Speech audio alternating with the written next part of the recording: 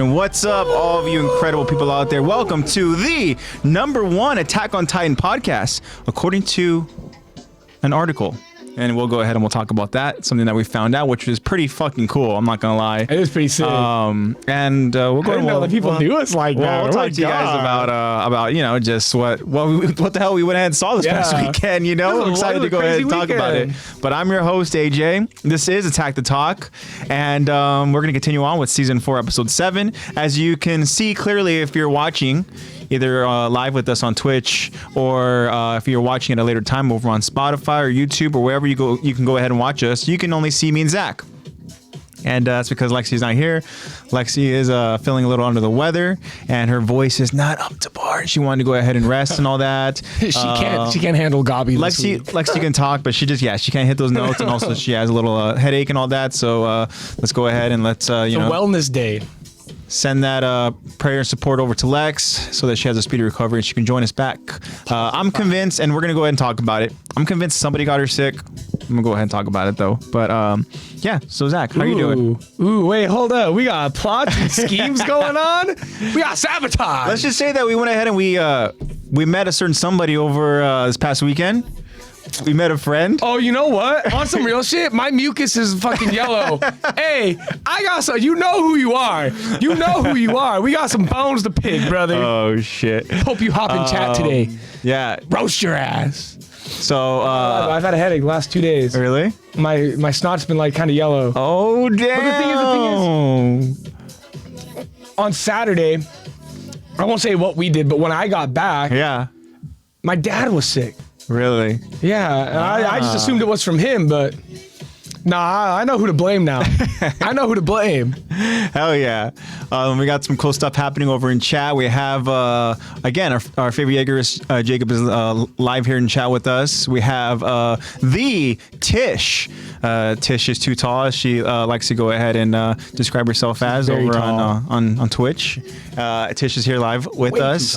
And we have, of course, our good friend, Jacob. Jacob is here with us live in chat. Hell yeah, Jacob. I hope you've been good. I hope Tish, I hope you've been good. And Josh, I hope you've been good. And Jacob is saying 6 more days till he is officially 24. I'm so happy and high. 24 on the 24th. That is awesome, man. Hell yeah. Happy early birthday. Golden year, brother. Golden year. Hey, I turned 24 before you. Quit copying me, bro. There you go. AJ did it before us. AJ's like 26 right now or some shit. We have some birthday shout outs from Tish to Jacob. Awesome, good stuff. So Zach is feeling a little under the weather. I heard for the past 2 days, feeling a little bit better. I took Dayquil. Took some Dayquil. I took Dayquil. I had like 40 milligrams of caffeine. Whoa. Wait, we got double birthdays in chat? Holy shit. We got double birthdays Josh, in chat? Josh, it's your birthday? We have double birthdays in chat? Happy birthday, big man. Hold on. Happy birthday to you, Josh. Today is his official birthday, 22. Hell yeah. And so much I'm going to put knowledge. Zach on the spot right now. Zach, do you think you can hit that applause button? We don't have our headsets. We don't know which one it is. Fuck. Is it G? I don't know. You let us know. Is that an applause? Did I applaud? Is it an applause? Fuck, I hope it's an applause. I hope it's an applause. I'm already butchering my new position. Yeah. Fuck. It is. Yes! Success! Oh, yeah. All right, you can go and turn the applause off. Oh, it's still going. I didn't know I did it again. Right on. So shout out to the birthdays we got in chat. It was going the whole time. We're just bullshitting about the whole sickness thing. No, Lexi is sick, but and Zach is feeling a little bit sick. But I'm bullshitting about who got you guys sick. I was gonna go ahead and not his fault. No, I was gonna bullshit and say that because we met Eddie. We met the Eddie Hinston on Saturday for the AOT concert, and I was gonna say just a little goof and gab saying that Lexi's not here because Eddie got her sick, but I don't want to go and put that on Eddie. Never mind, because Eddie's such a cool dude, man. We went ahead and we were able to go ahead and link up. Hang out, get some food and all that, and it was a good time, good vibes, and it was really cool to go ahead and meet a friend that we've had in chat for so long, almost 4 years. Can you believe that? First off, think about that. And I know that we have Tish in chat with us, and Tish has been an incredible friend that has been extremely loyal. I mean, this is 4 streams in a row for Tish. Awesome. Can you hit that applause for Tish? For a month. I love it. And Tish, you have been just an amazing. Turned it off this time. part of the podcast, and we really appreciate you continuing to join us, and we really again the loyalty and the support just means the world to us. But again, just thinking about like how Tish recently joined, it's been a month, but we're going on 4 years. We're almost at 4 years of doing this, and Eddie's been somebody who's been there essentially from the beginning. Are we in our 4th year? We might be. I got to go ahead double check that, but think about that. Going on for a minute. Yeah. So 4 years. I mean, think about it. A year, a season, I guess. Kind of. I don't know, but yeah. I mean, so it's we're a season, and year 5 is straight for movies. We're 4 years into our Titan. And you know what? And you know fucking what? We've been doing this for a while, and we put some blood, sweat, and tears in this shit. Yeah. And you know what that got us? Ranked number 1 on Attack the Talk.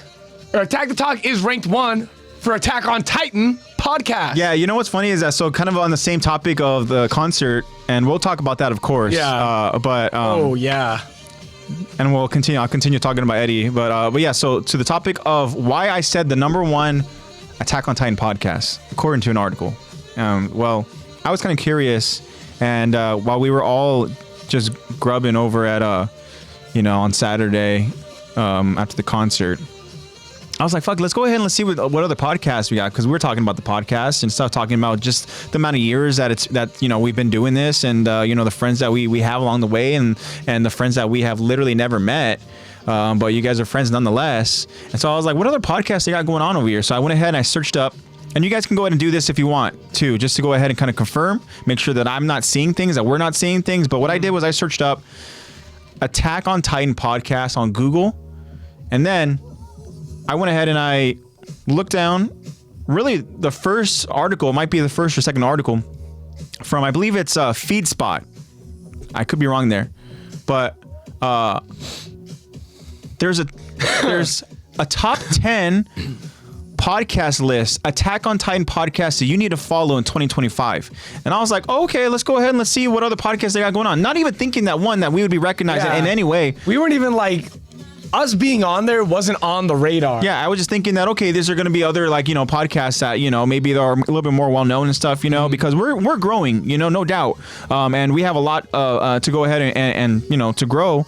But to our surprise, I scrolled down and number 1 was Attack the Talk. He didn't even get halfway down the fucking page. Literally. And he stops, he goes.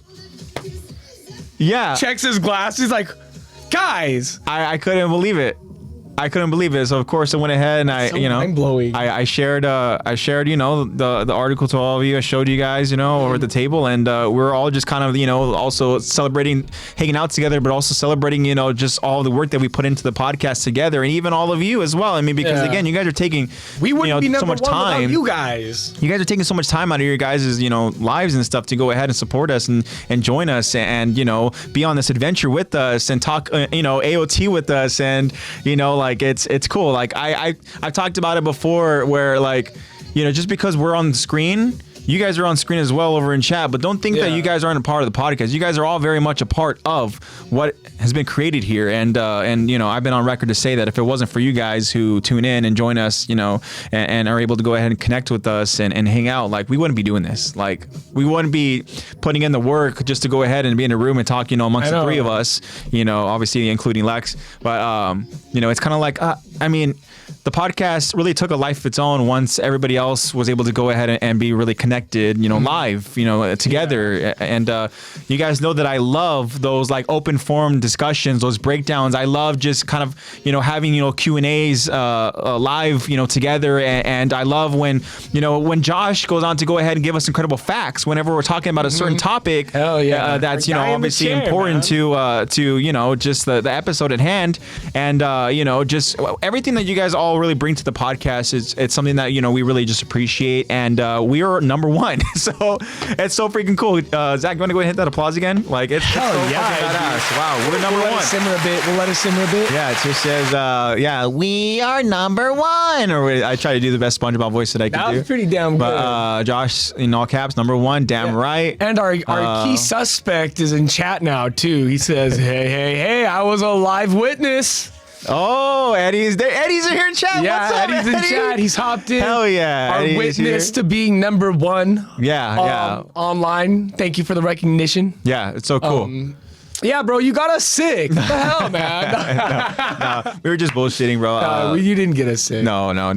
But back to Eddie. I want to go ahead and say again, Eddie, it was an absolute honor and pleasure to go ahead and meet you, man. You're such a cool dude, and again, just so thankful for you and just the support that you've given us along this entire journey that we've really taken together again as a group, as friends, and it was really special to be able to go ahead and kind of officially meet, in person, which is so cool, and I really hope that you enjoyed the concert.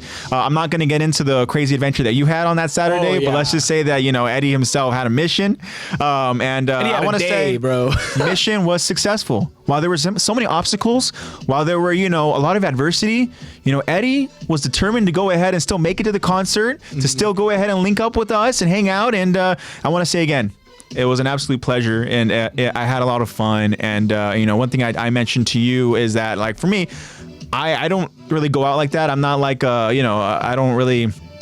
Let's just say as I describe myself as a homebody, So it was cool to go ahead and just kind of be out and about and hanging out, just enjoying time, enjoying good food, and of course just celebrating Attack on Titan. Yeah. So yeah, it was amazing, man. It was really cool. Again, hopefully, like Eddie even mentioned, hopefully we're able to go ahead and link up again, for future things. And 100%. Yeah.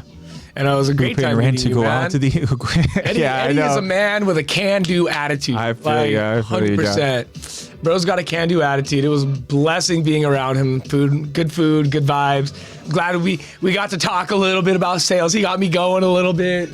Pulled my metaphorical lawnmower cord, and I was like, "Oh, sales? Let's talk business." Yeah. But it was great, man. Good vibes. I got the vinyl. I think did Lexi also get the vinyl? I think we all got the vinyl. We all got the vinyl. We had to. Attack on Titan vinyl. Deal, man. The orchestra concert vinyl. Yeah. And also too, I want to go ahead and say, because we'll go ahead and we'll talk about the concert now, because again, the concert was an absolute amazing part of it. It was beautiful. Yeah. It was a beautiful experience to go ahead and witness. But we literally attended the official Attack on Titan orchestra worldwide tour. We officially attended the first show. Yep. Their first stop showing over on this global tour was to LA over at the Dolby. And Dolby we were there, bro. We were there. Yes, so it's fucking crazy, bro. Like literally, we made history. It's one of those things where they go ahead and talk about how this is their first kind of like global tour that they've done to go ahead and just celebrate Attack on Titan, and 2 p.m. LA, that was their first stop. They showed up. They showed up and they showed the fuck out. I think Zach was in love. Oh yeah. That beautiful woman's voice that you hear in a lot of those Attack on Titan themes and songs. Well, she was out there over on stage, and Zach was counting the dresses that he saw, and there's 3 dresses, and there was a red one, a black one, and a black and red one. And every time she went out there over on stage, or every time she would go ahead and leave. Walked on a lot. Yeah, Zach was just like, "Woo! That's have my babies!" Not really, not that crazy. No, it was cool. It was she definitely delivered 100%. And yeah, it was just so cool. Yeah, see, even Eddie, she delivered, bro. Yeah, she delivered. But the concert again was just incredible. They had essentially 2 halves before the intermission. The first half focused over on seasons 1 through 3, while the after intermission, the final part, of course, was focusing over on season 4. Yeah, solely season 4 and the final attack. So the concert itself, the orchestra, I mean, just everybody over there on the stage was just so. It was like there was times where it was really just like angelic. Like there's times where it was just like, oh my gosh, like I couldn't believe it. In between songs, I would look in and kind of look at the musicians, and a lot of them just look, they were having the best fucking time. Yeah, they would go from like kind of like, I see them like, obviously they have to be cordial, they're on stage. Yeah, but the lights would dim, and like if you pay attention, you gotta see them like kind of like poking fun at each other. They're like talking about it, and they're like, yeah, dude, you did great here. And then all of us lights come on, conductor walks up, immediately composed in position, ready to go. Locked in. Oh, dude. It's such a beautiful sight. And the music was superior, man. It was so good. That and just having the visuals up in the background as we were listening into was just great. Yeah. It was all. Hey, We got One Piece talk. Don't get us started. Okay. Lexi's not here today, I know, Lexi's so not here, so we I'll might talk go ahead One and Piece all day. But the concert again was phenomenal. I mean, I literally full disclosure, I cried 4 times. Twice for me. And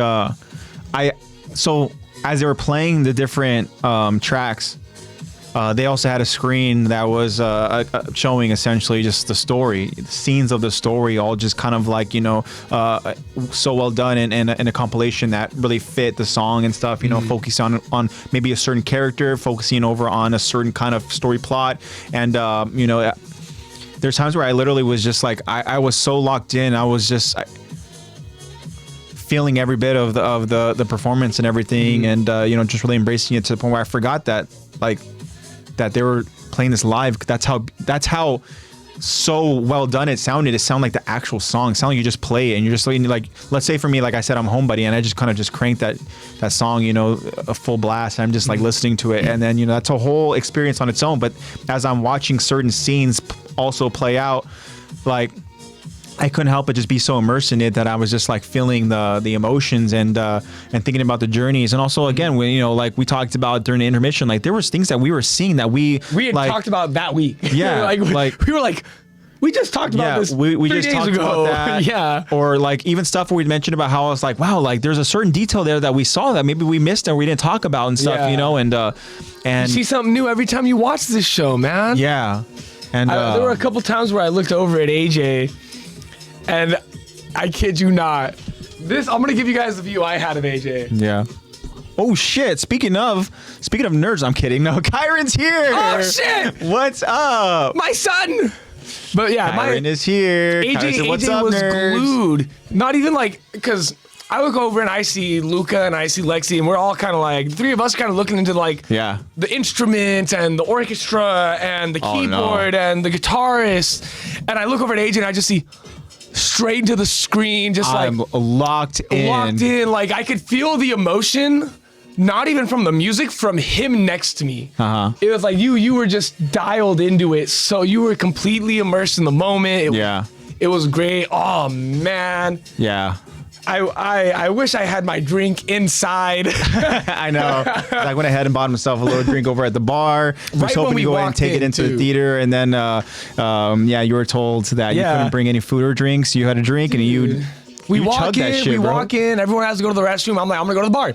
Go to the bar, grab my drink. The bartender tells me they might not let you bring it inside because this person, he points at the person on that floor, is being kind of a stickler. And I was like, it's okay, I'm upstairs, boss. He goes, all right, you'll be fine. We go up.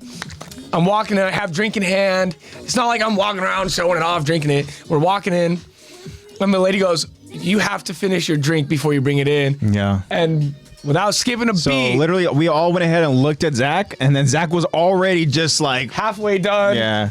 And then we had intermission. I got another drink, and the same lady goes, "Are you gonna chug this one too?" And I was like, "No." You're like, still got 14 minutes. I know. I was like, I got time. This is a long intermission, lady. I think she was just impressed. She was. She was very impressed. She was impressed I did it on the first go. She saw how full that drink was. Yeah. They did pour heavy ice in there, though. Yeah. Oh, man. So, it was great. Again, Kyron is in chat, and again, Kyron is another OG. I have personally referred to Kyron as the captain of the Attack the Talk Levi squad, and captain, my captain. So again, we met OG Eddie. Kyron, it's only a matter of time before we all link up, bro. I literally told you your life is taking a turn, man, for the better. You're off to a beautiful chapter in your life, but come on, you can't avoid us forever, man. We're like a flea. We'll just keep coming back. I guess we describe ourselves as a flea. We're just a flea on a cart titan, You know what? That's just how it is. Because we give them the itch. Yeah. The Attack on Titan itch, and you always come back for more. Yeah. I think I literally told you on like the way back. I was like, I want a photo shoot with Kyron. Yeah, you 100% said that. Yeah. Hey, Kyron. Kyron, bro. Yeah. Fuck the emojis. Give me a contract. Let's fucking get this going. I'll fly to you. You'll fly to me. We'll figure it out. Yeah. Contact me. Again, Kyron, I don't know if you heard the news, but we are the #1 Attack on Titan podcast. So how about you a little, photo shoot just to go ahead and, commemorate that? You never know. Photo shoot for the #1 Attack on Titan podcast? Yeah. You could be the honored one enough to take photos of us. Because we're famous now, apparently. Oh man, it's so cool. Yeah, it, that was What else are they saying about us? But yeah, so again, concert was phenomenal. Meeting Eddie was just an absolute, again, it was an honor.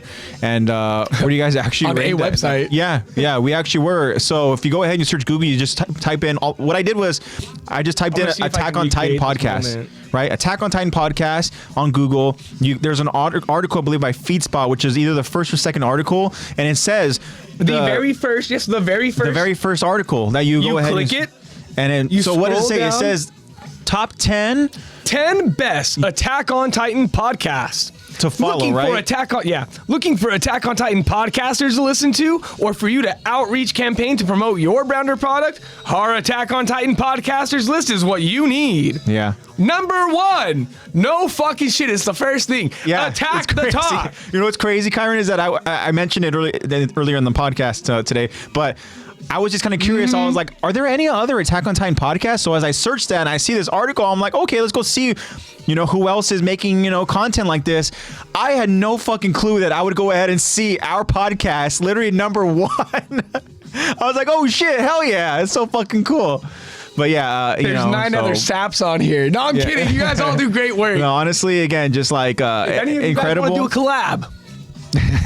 No, it's so cool that we all, again, just thinking about the community, the AOT community. I mean, we're all fans, at the end of the day, and we all really just appreciate the art from the creator Isayama and stuff, and yeah, it's so just again to be recognized as #1 was it's just a huge honor and stuff. I literally I couldn't believe it, Bro, yeah, we are pioneering this shit. I was just I'm looking at the other 9. The thing is, it's like even what Luca was there at the concert with us. Even what Luca mentioned. I know you guys, if you guys are OG fans of the podcast, you guys know who Luca is. But Luca went ahead and said, as we were sitting over in the theater, he goes, "I guarantee you that like 99% of people here have not gone to the extent of effort for Attack on Titan like we have." Yeah, 100%. There is no way that anyone in that fucking 4 theater years, bro, put in more AOT work than the 3 of us. I know. Like, alone, not one person could match one of us. I know. The 3 of us there as a whole, we radiated Titan That's aura, the thing, bro. So we're just sitting there over in the theater, and again, I'm thinking to myself too. I'm like, damn, like, can you imagine if legit they went ahead and they had like, all right, so who here is the, the biggest Attack on Titan fan? Oh, dude. I'll be like, well, we actually have a podcast that's 4 years strong. Just literally breaking down the episodes in chronological order. If they were literally like, whoever thinks they're the biggest Attack on Titan fan can come down here. I'd literally get up and yell, everybody shut the fuck up! AJ is sitting right here! We would go ahead. This man puts in so much work! The 3 of us would go on stage and we would just have a quick little live pod right there. Oh my God. I'd lose it. Hold on. I'd be like, here, have some mic. Just for shits and giggles, how mind blown would you all be? I'm talking to all of you, all my friends in chat here. How mind blown would you guys have been if all of a sudden you got a little notification saying the Attack the Talk is live over on Twitch, and all of a sudden on a Saturday you go ahead and you see, and it's like through a phone or whatever, and we're just kind of just talking whatever, right? I'm scanning over. I show Zach, I show Lexi, I show Luca, and you see me with that beautiful goddess singer. I see behind us is the legit orchestra. We're on stage, right? How fucking crazy would that have been? And then you pan over and we have a whole ass live crowd. Yeah. Oh man, that would have been nuts. I'm only standing for one piece. Yeah. Hey, nah. Recognition is right. You take whatever recognition you can get to voice One Piece. Yeah. Yeah, really cool. But yeah. I just want to say, because I remember you mentioned this, so I got curious. AJ was talking about, because on FeedSpot, they give you the average length of an episode for the podcast. Oh, yeah. So The second longest average. There's two of them that have an. Actually, I didn't even look at this. 9-minute average. Okay. Is the second highest. Okay. You all fuckers know who's number one. Oh yeah, we put in some work, y'all. All you fuckers know who number one is. We have 140. That's average. And honestly, I feel like we tend to do about 160. Yeah. We tend to get about 100%. 2.5 hours in. Yeah. We have the beautiful Zebra Cakes in chat. Zebra Cakes goes bunny ears. That's right, baby. Bunny ears because Easter is this weekend.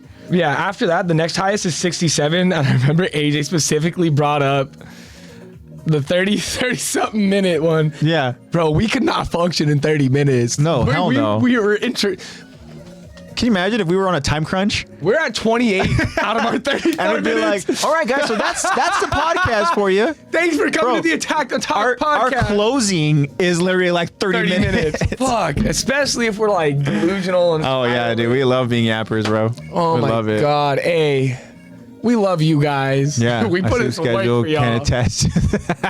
I forget. Oh, that's why I love you guys all so much. I love you all because you guys really do go ahead and sacrifice your sleep to go ahead and hang out with us. A lot of you are over on the like East Coast, or you guys are chilling over with us in late hours. And I'm still blurry. You know what? Hey, that's again. That just goes to show my glasses on. How incredible you all are. Zach's trying to go ahead and get his camera situated. Y'all can see me. There you go. Cleared up. Beautiful. Even Kyron's saying it's 9 o'clock over there. Guess what? It's not midnight yet. You're staying up today, brother. You're stuck with us. We're ranked number 1. You owe us this. Yeah. Jacob's also spreading the love too. Yeah. So again, you guys are incredible. And one thing that was really cool too that we found out at the end of the concert was that there's going to be some other AOT stuff in the future. Oh yeah, we're still getting more content, man. So it may not be spin-offs because I do know that they want to go ahead and focus and stay. They want to continue to have everything on the timeline, right? They want to go ahead stay true to the source material. They want to keep it canon. They don't want to go ahead and stray away from the timeline that we're accustomed to, and all of a sudden now it's like, wait, that doesn't really make sense because Isayama is aware that we're all fucking smart. So the moment we go ahead and we see something that doesn't connect, we're going to go ahead and kind of we're going to notice it. So it's he doesn't want to be the first ending all over again. He's afraid to essentially, just ruin the timeline. And, but they did say that they want to go ahead and do potentially more movies. They want to also do more concerts and as well as, video game collaborations. Oh yeah, dude. I would love an open world, strictly Island of Parody AOT game. That would be fucking nuts. Yeah, that'd be Roblox is already doing it. Yeah. They have some actually fun Attack on Titan games on Roblox that I've really seen. People just make the game on there with Roblox. I don't even fucking play Roblox no more, but apparently that shit is popping. There's some fun One Piece games on there too, from what I heard. Okay, but cool.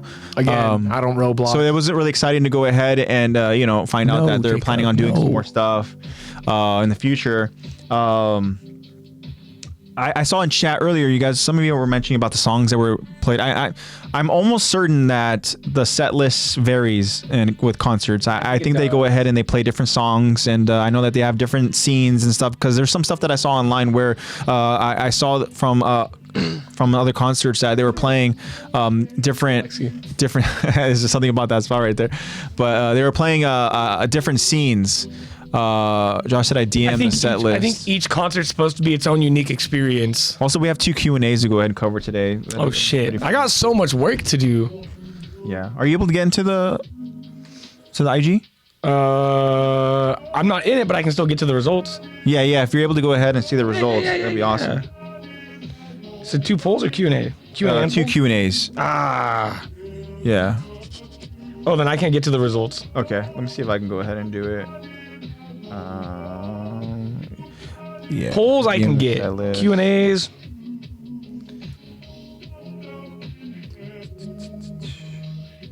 Josh went ahead and I DM'd. Let's see what we got. I see the what's your favorite song? Yeah, that was the most recent one that we did. Kind of on theme with the concert. The one before that was I think that one. I think it might just be that one. No, the one we did was what's your favorite song, and I think maybe we did. I have to go and double check. Oh, this is cool. Yeah, the set list there. This might be pretty damn similar. Yeah.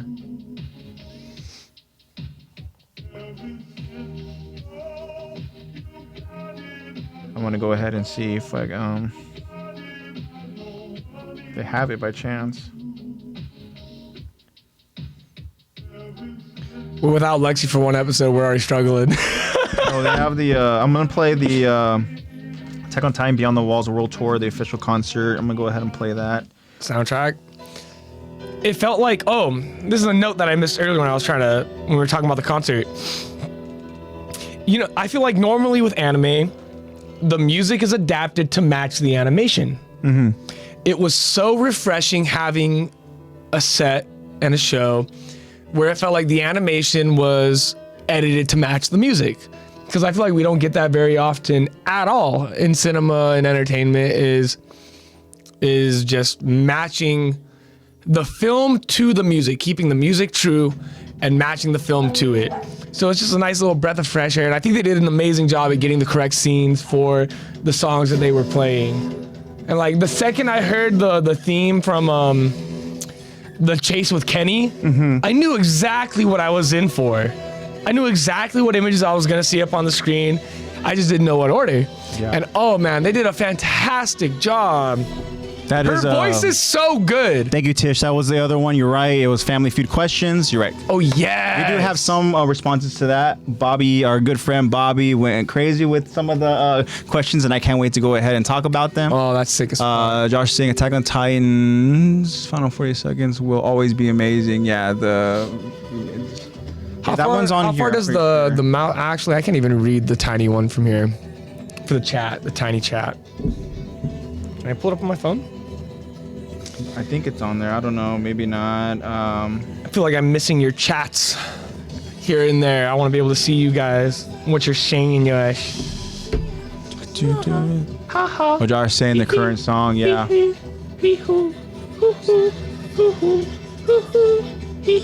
Oh, I do have all chats. Okay, sick. Yeah.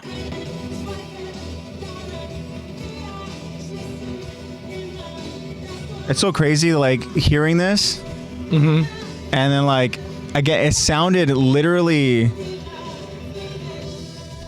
just like this. It sounded like this, but Yeah. I feel like I had more. It could have just been setting, but I feel like there was more intensity in the theater. Yeah. But oh man. Oh, while Mario's down. There you go. Thank you. Killed it. It sounded like beat for beat, like I was listening to it from the anime, just in a higher quality. Josh is asking you to play my favorite AOT sad song, PF213. Make sure. Let me see if it's on here. While Maria is down.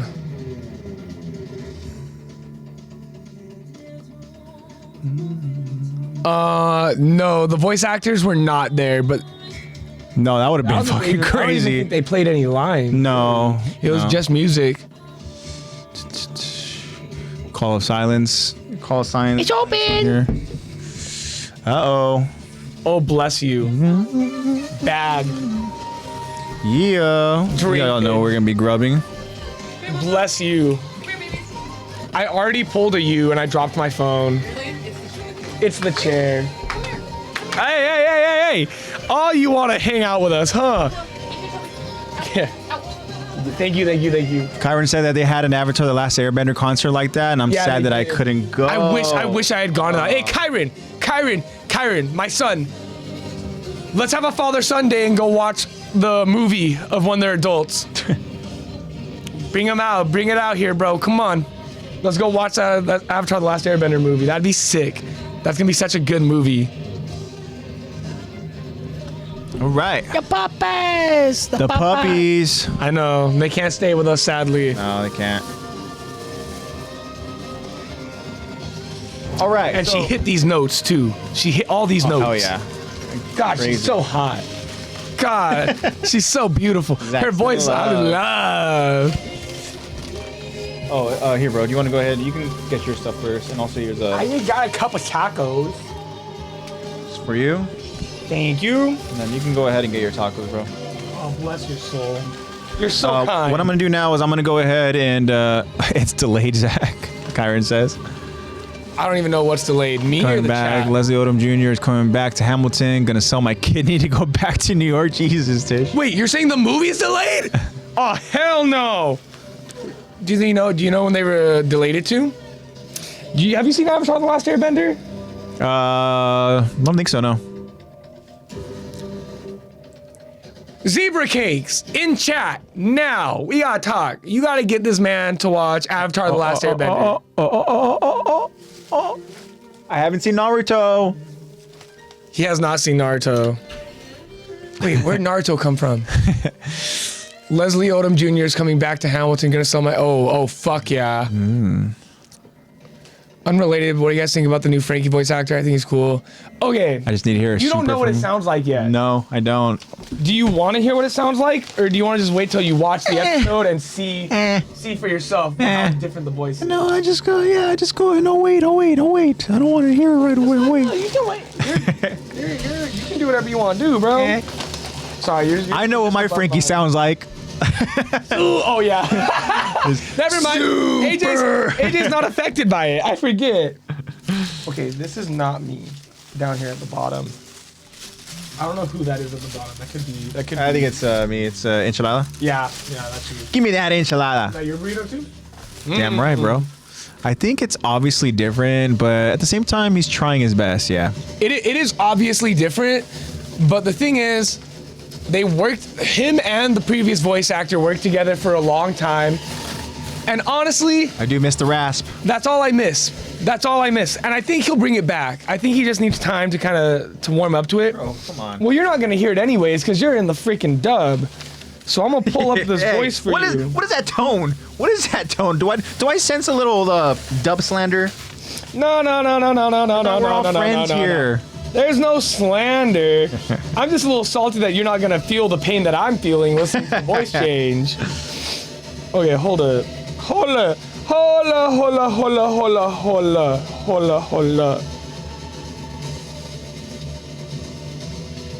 All right, what I want to do is I want to go ahead and queue up the songs about That were requested. the Q&A of what your favorite Attack on Titan song is. And we had some responses. We had first one from the Jet Live JD. Shout out. Response is Barricades. Awesome. Barricades is on here. I'll go ahead and I'll queue it up and then it'll play again, but Okay, first. Oh, that's not it. so this is for you.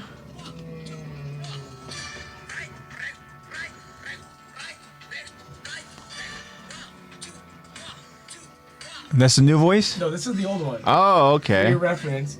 And then this is the new one. So that's much different. That's that's Oh. Vegapunk. Oh, that's very different.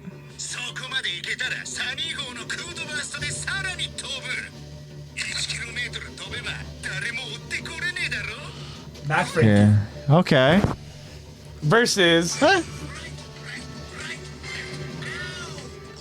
Ow! Yeah, it is different. Damn. If I knew that Frankie and that Frankie was my voice, I would go ahead and be like, damn.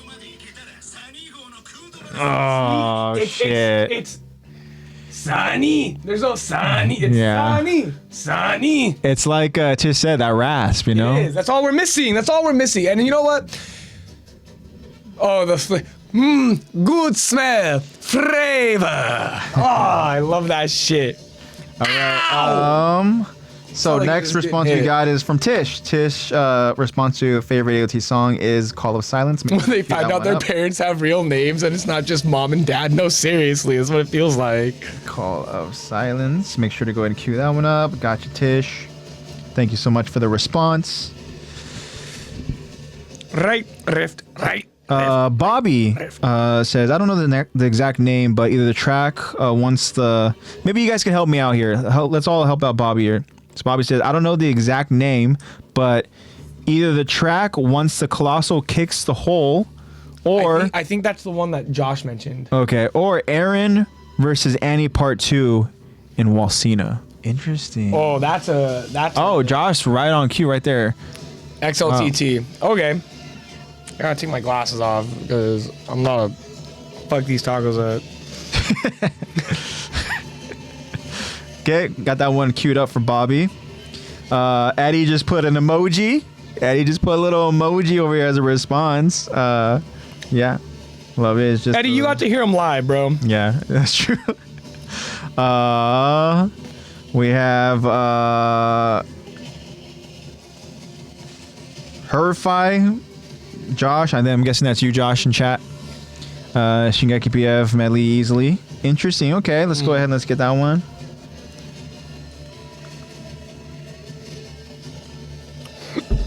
Shingeki. I'm gonna pass these to you. I only need the one red. All right. Got that one queued up. Thank you, Josh.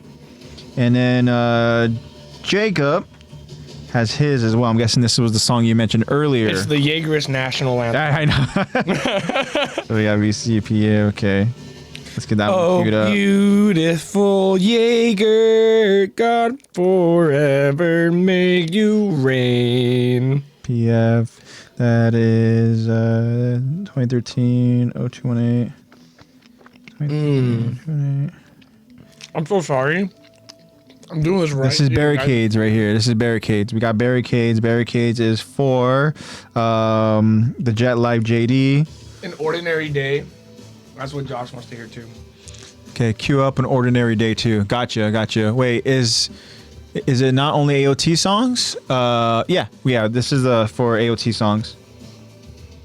I'm so sorry. So I got the queued up for you, Jacob. Because I went, and the mic was like right. Oh damn. Yeah, I mean, be mindful of that. Wouldn't be the first time we've done it for free either. Yeah, no. Okay, so let's see. Josh wants an Ordinary Day. Let's see if we got that one. See if it's Okay,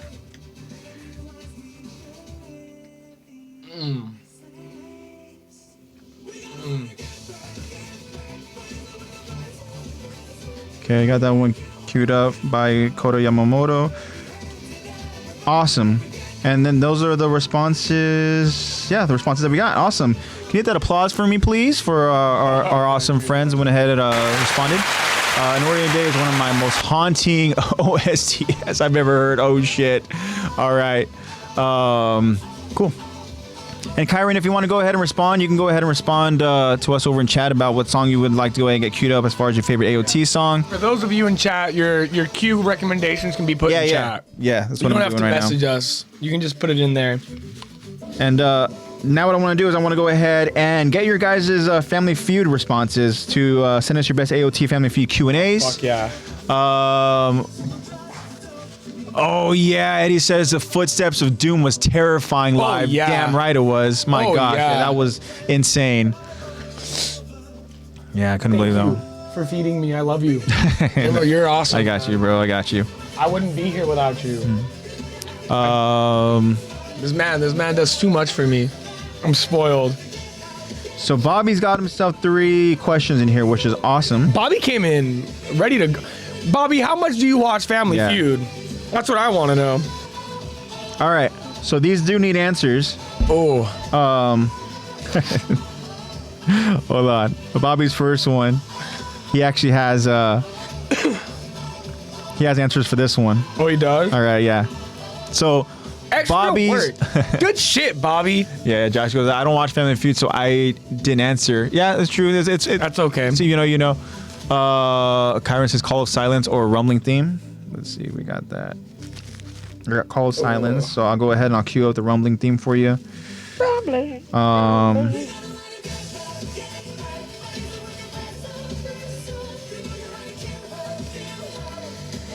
got the Rumbling queued I up didn't for even you. get through the rest of my week. While you're doing that, I'll give you guys my weekly rundown because it's not that much this week. Yeah, go ahead and talk about your week so I can go ahead and Coda has fleas.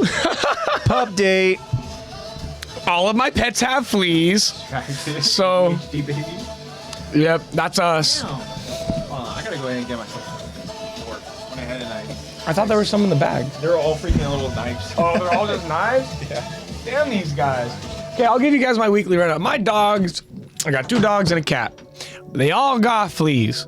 My currently 10-week-old puppy, I can't put flea shit on him.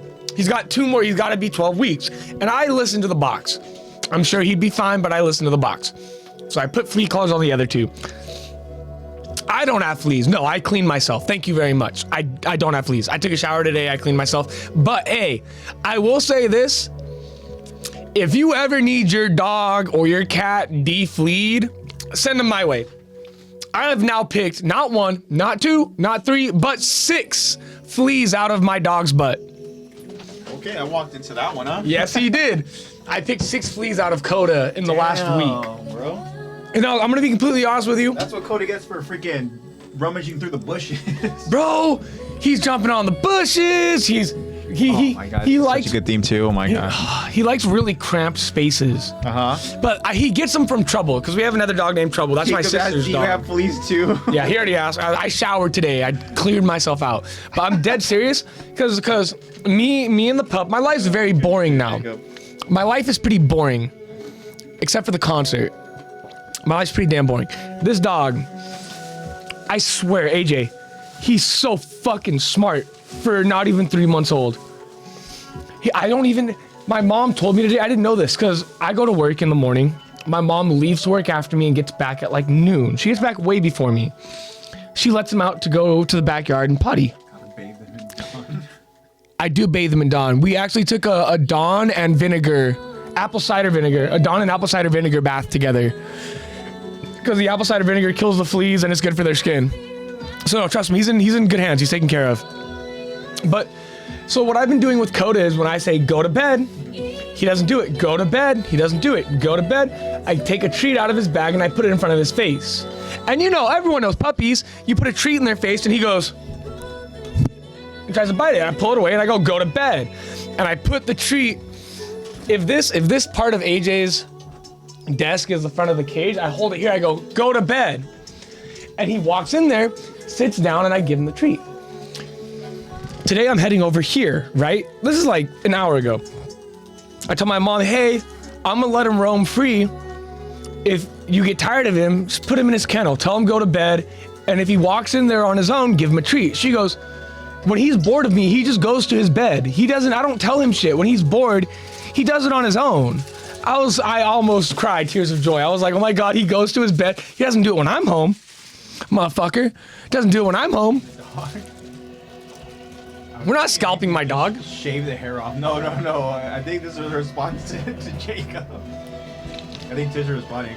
Oh, fuck no. We're not shaving off his hair. But besides the bed thing, I'm a proud dad. The bed thing's a proud dad moment.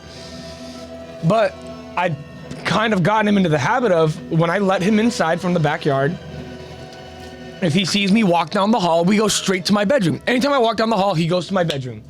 Good. He'll sit down right, because I have my gaming chair in front of my TV and my PlayStation and shit, and I have my chair pushed to the side when I leave. So when I get home, I sit down right where my... Did Jacob have fleas? He shaved his head. You got fleas? I think if you got fleas, you shave your head and you also bathe yourself in Dawn. I thought that was lice. They're like the same thing. Lice are just human fleas. I'm just joking with Jacob. I know you shaved your head, bro. I know Jacob doesn't have lice or bugs or shit. Jacob's clean. But anyways, we go into my room every time we come inside from outside. I sit down on the floor and he sits right in front of me. And I have wipies for his paws and shit. I have a brush for him. And he doesn't get a treat until I wipe all 4 of his paws. I clean his face up and his tail. And then I brush him. Now, I got one of those basic brushes that had like little metal prongs on him. At first he didn't like it because it was like, he was literally 2 months old and his skin was a lot thinner. And now that I've been brushing him and his coat's been getting thicker because he's been munching on our fucking avocados, not the pits, but the avocado. Yes, dogs can eat avocados, they just can't eat the pit. Fucking look it up. I've been brushing him like crazy, and I brush him and sometimes I see a little tiny little black speck in his fur that wasn't there when I started brushing or when I wiped. Yeah. And then I see it move. That was the first time you noticed it? The first time I noticed the flea, I see it move and I grab it. And I'm telling you, for about 10 seconds, I'm doing this in my fingers. Like I'm playing the world's smallest violin. And I release my fingers and it jumps. Yeah. And I'm like, oh, fuck no. It jumped onto my leg and I slap, scrunch, and I just burn that motherfucker. I burn that motherfucker to death with my hands. And I've done that for 6 of them now. I hope that they look at their family and they're mortified. Because I'm not gonna lie, I put 2 of them. And when I did them with my finger and I put them on top of my little counter where we do where I like to brush them. So all the fleas can see. You're gonna end up just like these 2. Fear tactics. The Irwin in me came out. Send the message. Yep. That was my Irwin. I'm trying to think, what else did I do? Oh, I sold some shit this week. Okay. Offer up in Facebook Marketplace. Pretty cool. What else did I do this week? Not much, bro. Just cleaned. Getting ready for Easter. Getting ready for Easter. Anybody got some cool Easter plans? Shameless plug. For real. By the flea. What are you guys doing for Easter? I'll be going over to Arizona. Go see my grandparents. I just leave their dead corpse up on my cabinet for the rest of the fleas to see. No, it's not. I think I'm goated. I think I'm pretty cool beans. I have so much mobility. I'm not used to it. This is nice. How do I make this a full-time seat? I just like being closer to AJ. That's all it is. I'm trying to think. What else did I fucking do this week? Oh my gosh, so good. Whenever you hear those horns, it makes me think of like, I literally, the first thing that comes to my mind when I hear those horns is I think of Aaron's AttackOnTitan. Mm-hmm. 100%. The correlation is 100% there. Yeah, no, that was it. I cleaned. I went to the gym. I'm gonna yell at the people who stole my Airbnb. What happened? Were you planning on going somewhere for Easter? Oh no, she's coming. I think she's gonna come out here in May. Oh, in May? So somebody stole your Airbnb? Yeah, that sucks. Poor Tish. She had one that she was looking forward to, and someone else snagged it right before she got it. You got to get those ones quick. The good ones. They go fast. Steel Ball Run anime got announced at JoJo Day, Zach. I don't know what Steel Ball Run is. Steel Ball Run. So like some sort of wipeout course. Is it steel with an A or steel with 2 E's? I mean, either one works. I know, either one works. Okay, well, we'll go ahead and get back to the topic at hand. I want to go ahead and jump back into the Q&A. Real quick, before that. Yeah. How was your week, AJ? Week was good. Yeah, just a solid work week. Looking forward to, the weekend. Pepper. Trying to think of whatever. Like, yeah, just kind of just been chilling this week. Like I said, obviously we talked about the concert. The concert was incredible. Meeting Eddie was super cool. And, just been, just getting through the week and stuff. Hinston. The Eddie Hinston. The Eddie Oh, for Evanescence. That's right. Oh, yeah. Forgot about that. You talked about that last week. All right. We asked you guys your Family Feud questions, and Bobby was able to go ahead and help us out. All right. So Bobby's first question. Name an AOT character most likely to survive. Bobby got 5 answers. Survive what? Just survive? Survive. Okay. I got the number 1 answer for you. Number 1 answer. Levi Ackerman. Levi is number 2 answer. Aaron This Yeager. is all according to Bobby. Aaron Yeager. Aaron Yeager, number 1 answer. But he died. Yeah, it took, the end. But he died. It says most likely to survive. But he died. I guess, his survival chance was, better than the others. I mean, he was the top dog. Honestly, if he didn't let them kill him, he would have survived. Yeah, he would have survived. So I think Bobby was right on that one. Josh goes, no, Aaron's an idiot. Pretty much, yeah. Me and Josh were on the same page. Okay, so we got 3 more answers on the board. You got number 1, Ackerman. Mikasa, number 3 answer on the board. You got 2 more. I want to say one, but I know it might not. He goes, this is rigged. Commander Irwin. Ooh, Commander Irvin. I knew it. I fucking knew it. Oh, but Aaron Yeager gets to be Aaron's number on one. there, bro. Yeah. Just wait till you hear what the number 4 answer is. John? No, but that would be a good one. That's a good one. Ooh, Tish says Army. Do you agree? I'll say Armin. Well, he died. Chi with chat? He died. Yeah, but he came back. This is a Bobby. He is a Bobby! number 5 answer. Bobby, these motherfuckers died. They Yeah. literally I feel didn't like survive. we're like ruining Josh's song right now. That's all right. We got your song. I just saw Josh. I love my song. I love my song. Meanwhile, we're just like, oh my god. No, this is a beautiful song. Rhina. One Rhina more. Braun. That'd be a good answer though. This is according to Bobby. Who Bobby thinks most likely to Marco. survive. I'm fucking with it. All right, that's 3. That's my 3. Yeah. Maybe we get any answers in chat. Josh said Mikasa. Mikasa was said already, but good answer. Might as well put We said Sasha. Levi. Might as well put Sasha. We said Levi, Aaron, Mikasa, Armin. Josh got it. He said Hanji. Hanji is the number Bobby. 4 answer. Bobby, what fucking list are you making, bro? Bobby, these fuckers died. I love it, Bobby. Thank Aaron you so much. died. Armin died. Mikasa, she's cool. Hanji died. Armin technically died, but yeah. Technically, he didn't die. That'd be a cool one He too. A popularity almost list. died. Erwin died. Okay. Literally a popularity list. This one. Come on, Bobby. This one is just open forum question here that Bobby asked. So there's no answers here. Chat, But you're gonna give us the we'll do- rankings on our answers. this next 2, we'll go ahead and we'll get 5 answers all together. Okay? Sound good, everybody? All right. So Bobby asks, name a Titan that will give nightmares. Beast.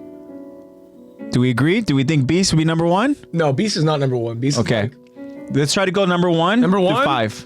We can decide if we want to. Founding or Colossal. Yeah. Founding, Colossal. Levi Beast. Titan. Do we? Yes, Levi Titan is number 1. Levi Titan. Okay. I already know. Founding, Colossal, Beast, So we got Founding. I think Founding would be number 1. Yes. Colossal.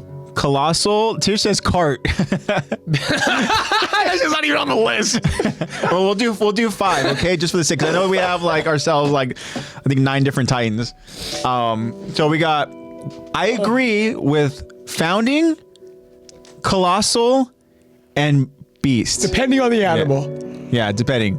Yeah. Ooh, are we putting Warhammer up there? Maybe we haven't seen enough Warhammer. I don't know. 2 more answers. I feel like 2 more. I feel like Warhammer It says the Warhammer was hot. was hot. Was. Someone that also will make it on Bobby's list even though they died.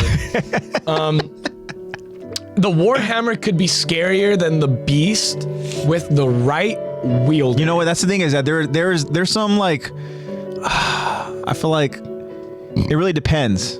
Let's just keep it to Titans, living Titans that we saw in the show.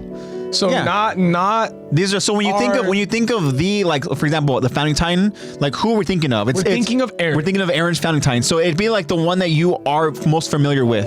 the one right? that is in the fucking series. That's a good one though. Abnormal Titans is a really good one, but I think that with this one, is just warrior. I feel like Titan users is probably more terrifying than Abnormal. But then again, could be wrong because Abnormals Beast wasn't that scary until he talked. Abnormals they fucked some shit up too over in big there. monkey. I know. Big monkey. And Mike was just chilling. All of a sudden, the moment that the Beast talked, Mike was just shitting in his freaking. He was like, yeah. He's like, say that again. So no, Founding, Colossal. We'll do Beast, then Warhammer. okay, so we're in agreement. Chat, everybody, agreement with Warhammer. Do we like Warhammer? Warhammer Mask is Do we want to put Warhammer as 4? Is Warhammer 3 or 4? I like the what is that Dorito? Is that what it says? Dorito is Dorito, my friend. The Dorito Titan. There you go. Dorito. How do we feel about the Dinah Fritz Titan, the Smiling Titan? Because that is another Titan that went ahead and put like instilled fear into like that scarred some Hannes' people in episode 1. face. You know, you can tell his face. You're just like, I feel like, okay, this one's controversial. that Rod Rice Titan would scare the fuck out that's such a of good me. one too. Seeing it slime its way over to that's me. a good one too. Yeah, I think we should go ahead and put Rod probably at number 4 instead of like Warhammer. I don't think Warhammer should be on the list. Not the Warhammer that we see. I think we should go. But we also have to realize Rod when we're Rice. thinking Warhammer, we could also think of the way Aaron used the Warhammer. Yeah, but Aaron's on the list. Kyron agrees with Rod, so I think we go Rod Rice, Titan go at Founding, 4. Colossal, Beast, Rod Rice. And I think just for the sake of putting a button over on the list, just because of what this Titan meant to the series going forward, right at the start of the episode 1, the Dinah for its Smiling Titan. That's the first Titan that really impacts the viewer. Yeah, that's the one that essentially scars you. You're left with a little bit because I mean you can always put the armor Titan, but I feel like what we think of the armor Titan, armored, it would have to be what we're gonna be talking about. I think in 2 weeks. Yeah, that armored Titan. I feel like the armored Titan. Okay, Winter Soldier, armed and dangerous again. That's all he does. You can combo that ult because every time you kill someone with that ult, you get it back. All right, Bobby, we answered your shit. 30. I think people do 30 ults in a row. Tish goes, Ymir's Jaw Titan. I like the Sasha Titan. I knew it wasn't tripping. I was like, wait a minute. Hey, you know what's really scary? I quit that game, by the way. Connie's Titan freaked me the fuck out. Connie's, yeah. For the split 10 seconds we saw it. Yeah. All right, so thank you for the response, Bobby. Bobby's got another one. Bobby says, killer questions, Bobby. Name something you'd shout upon seeing a Titan. And he put in parentheses, this is too fun, y'all. I agree. We'll go 5 answers. We'll go ahead and we'll think of the answers for Bobby. Name something you'd shout upon seeing a Titan. What's number 1? Mommy. Yeah, we're on the same page. Giant naked lady! Damn, just got Annie step on me. No! If it was Pixis, you would say, sit on me. I'm glad that the first 3 answers we got to that question all involved I know. female Titans. Yeah. The obvious one. Titan! I know. That's it. That's my number 1. That's a good one. Just screaming out Titan. You know, I guess it depends. Run. Really. Yeah, run. We're doomed. Where are the scouts when you need them? Yeah. Yeah. I think that's good. Yeah. I think we got him. We got Titan. Run. Depends on the Titan. I know. Hey, that's my boy. That's my son. I love The second part of this song is you traitors. Yeah. Depending on the Titan. Damn you. You traitors. Yeah, Josh goes, beautiful choice, Jacob. Yeah. This is such a good song. Mommy. Speaking of Jacob. Oh, he's talking about the song. I know. I was like, yeah, mommy. That's the choice right there. Speaking of Jacob, Jacob also put a response, and his is simple. Said, who is the better character? Aaron or Flock? Neither. He goes, the answer is Flock. God, you didn't even get your own question right, bro. Come on, man. Aaron's right there. You're such a glazer. I thought you would pick at least Aaron over Flock. Flock's your number 1 character? Just goes none. That's what I'm saying. Josh goes Aaron, but I do like Flock sometimes. Choice C, none of the above. 0. 0 points. Choice C, Levi. Damn. Wow. Thank you so much, everyone, for the responses. Great question. We appreciate you all so much. Damn, I gotta do a lot of Gabby today. Fuck, I just realized. No, I'll go ahead and I'll do. I got you. No, whatever Lexi comes up, I'll go ahead and so one thing I'm gonna go ahead and do is I'm gonna go ahead and because Lexi's not here when we cover the episode, I'm going to read as Lexi. All right, so y'all know what that is. Second portion, because I don't have many lines in the second one. All right. No, because you're gonna be narrating and then reading almost all of it. No, I can do the second. Say, do you want to narrate? I can narrate. Oh fuck yeah, I can narrate. All right. Yeah. So narrate the second part, and then I'll go ahead and I'll do Lexi lines. You're welcome for my great question. Yeah, that's rhetorical. All right. Oh, you guys are so cool. Seriously, love you guys. Yeah. All right. You guys ready to jump into the episode? We have actually quite a bit to cover. Yeah, we do. I gotta go ahead and do a quick little recap. We gave you guys a meaty, beefy episode. Yeah. We're gonna be covering part 2 of episode 7 of season 4. That episode's name is Assault. And to go ahead and kind of do some recap, to go ahead and familiarize myself. I'm pretty sure the battle just continues. Let's see kind of what we focused on here. Falco went ahead and he survived. We see Rhina. Rhina's kind of in this like comatose state. Bro's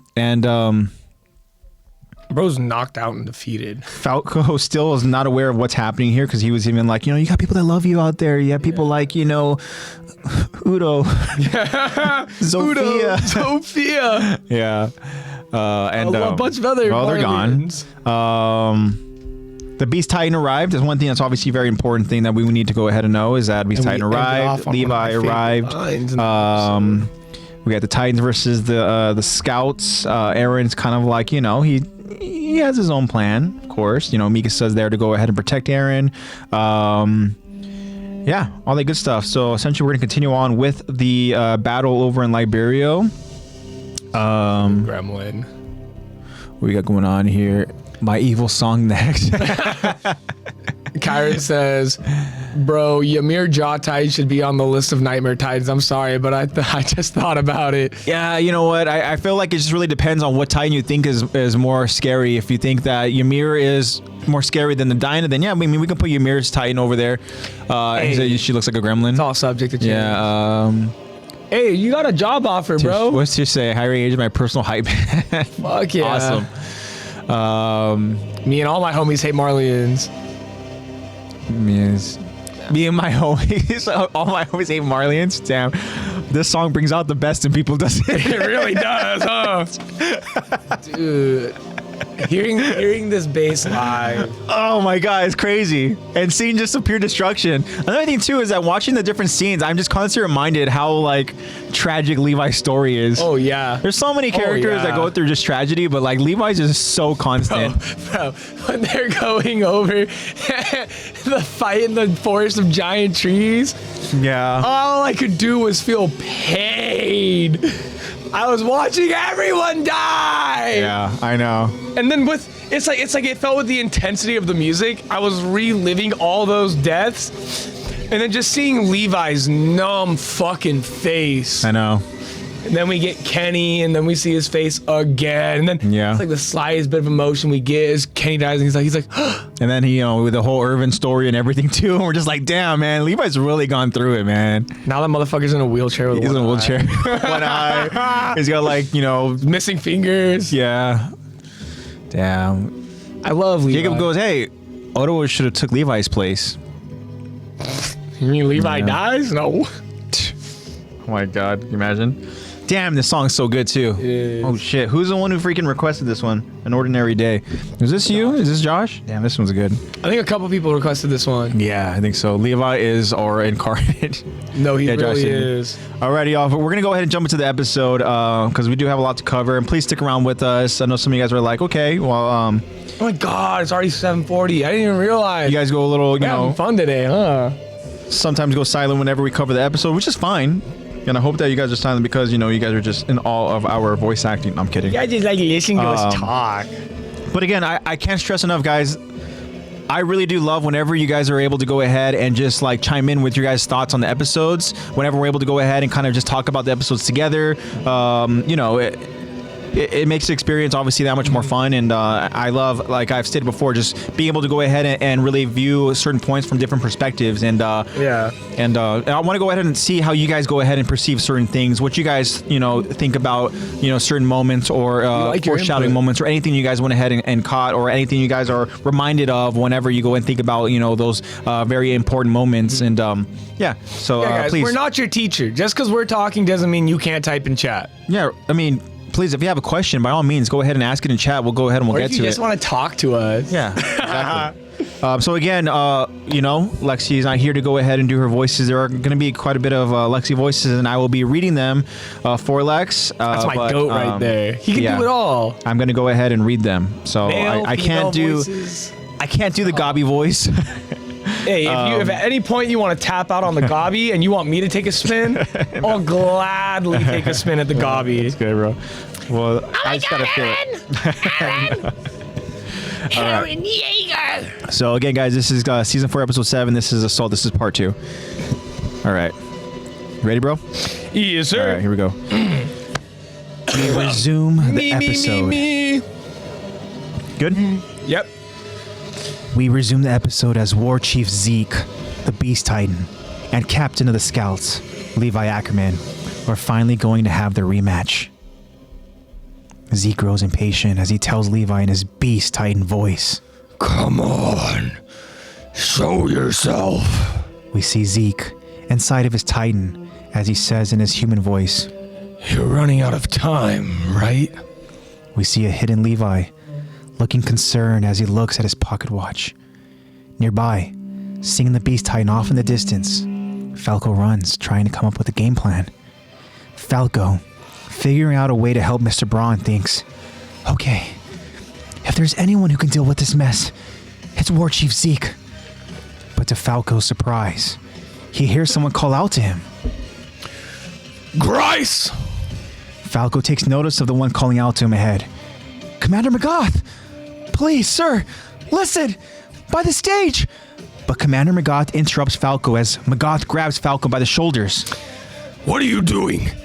You haven't been injured, have you? Falco reassures Commander McGoth. No, I'm fine. A stern McGoth now orders Falco. And you need to get the hell out of here. Falco continues to try to explain to Commander McGoth. Sir, Vice Chief Braun is underground behind the stage. He's not moving. It's like he's in a coma. McGoth wonders. What happened? Falco takes full responsibility as he explains. It's my fault. He saved my life. McGoth continues to gather information. Who'd he save you from? Falco says with tremendous guilt. It was Eren Yeager. Falco looks up and notices now someone else that he recognizes. An exhausted Gabi has now caught up to the action. Meanwhile, at the harbor, we see the reinforcements. A soldier on a ship orders, hurry and dock! We need to reinforce the troops in Liberia quickly! I'm told they're taking devastating losses there! The soldier takes notice of something in the water. Huh? Hey! Can't you see the fleet around you? Get that fishing boat out of here! You hear me? The hooded figure on the fishing boat reveals himself to be Armin Arlet. The soldier is very much confused at the lone person. Armin locks eyes with the soldier, and we see the look of pain in Armin's eyes. And then, that familiar glow surrounds Armin as lightning bolts begin to form. The reinforcements don't stand a chance, as a nuke is about to go off. Eren's Titan, as well as the Marleyan Titan warriors, all stop at the sudden eruption and glow near the harbor. The delay from the mushroom cloud shows the true devastation as only pieces of the harbor fleets remain. Falco and Gabi watch in horror as Gabi is in disbelief. Our ships. The dark smoke, like a rush of incoming wall, chases towards them. Commander McGoth isn't ready to waste any time as he shakes Gabi and Falco. Snap out of it! Get as far from here as you can! Gabi continues to stare stunned. But, Commander, what was... Commander McGoth now grabs both Gabi and Falco and begins heading for shelter. They took out our port, and only one Titan can. Before McGoth can finish his sentence, the rush of dark smoke gets them stuck in the current. Peak's cart Titan, taking notice, says in her Titan voice, "It looks like they have the Colossal now. They didn't just kill Bertolt. They took his Titan." Galliard growls with revenge. "Vicious bastards! It seems like they didn't barge in here without a plan after all." Galliard goes back into his Titan body as he now searches for action. "Give us your worst, you damn devils! Your plans will mean jack shit if I take the Founder before you can act on them!" Mikasa notices the Jaw Titan heading for Eren as she takes out both blades Is that the other Ackerman? Doesn't matter! The Jaw Titan aggressively goes after Eren as the scouts form up and begin their attack as well. Peak takes notice as she warns Zeke in her Titan voice, War Chief, they're coming up on the right! Zeke looks to his right, and then, like a blink, the Beast Titan's nape was attacked. Peak, very much surprised, takes notice as we see Captain Levi delivering the fatal blow to War Chief Zeke. The Beast Titan falls in front of Magath, his remaining soldiers, and Gabi and Falco. They all stare at the defeated Beast Titan. Captain Levi then lands on top of the Beast Titan's head, staring at Magath and his group. Captain Levi releases grenades as Magath again rushes to Gabi and Falco. Get down! The grenades explode on top of the Beast Titan's nape, and every Marley affiliate is stunned. Peak, at a loss, says, "No way." Peak is then interrupted by one of the Panzer Unit soldiers. Peak! We've got incoming! The Panzer Unit soldiers begin aiming heavy machine gun fire at the Island Devils as Peak's Cart Titan goes on the offensive again. Peak and the soldier do everything they can to take out the Devils, but there's too many of them. And one Devil, waiting for the perfect moment to strike, is Sasha. Sasha finds an opening as she aims her weapon towards the heavy turret. Sasha pulls the trigger, and the turret fire stops. Peak gasps, and the other two Panzer Unit soldiers react. What happened? Come on, say something! Upon further inspection, we see the Panzer Unit soldier in the turret cockpit with a bullet hole directly in the center of his forehead. The Cart Titan grows angry as now Peak's focus and attention is directed towards Sasha. The Cart Titan chases towards Sasha as Peak says in her pissed off Titan voice, "You'll pay for that!" Sasha stays solid and cold as she stares in the face of the charging Cart Titan without moving. The Cart Titan opens wide, going in for the kill. But then Jean appears as he tells the Cart Titan, I think it's your turn to pay. Jean launches a Thunder Spear at the charging and vulnerable Cart Titan, and it connects directly in Peak's left eye socket. The Thunder Spear explodes, causing Peak to stop momentarily. Jean then yells out his orders to his comrades. Fire! Hurry! And then a group of scouts launch a barrage of Thunder Spears to finish off the cart. The remaining Panzer Unit burned to a crisp inside the armor as Peak yells out before exploding herself, "My men!" The Cart Titan erupts into fire as Peak's cart tries to run away. The damage is too much as Peak's heavily damaged Cart Titan falls to the floor beside Magath, Falco, and Gabi. Commander Magath yells out, Peak! Peak gives no response as the Cart Titan appears to lay lifeless. Oh, shit. So that was a lot. And can you imagine if you're Magath, you're Gabi, and you're Falco, and you see the Beast Titan fucking fall? Here's your hope meter at the start of what we just talked about. Yeah.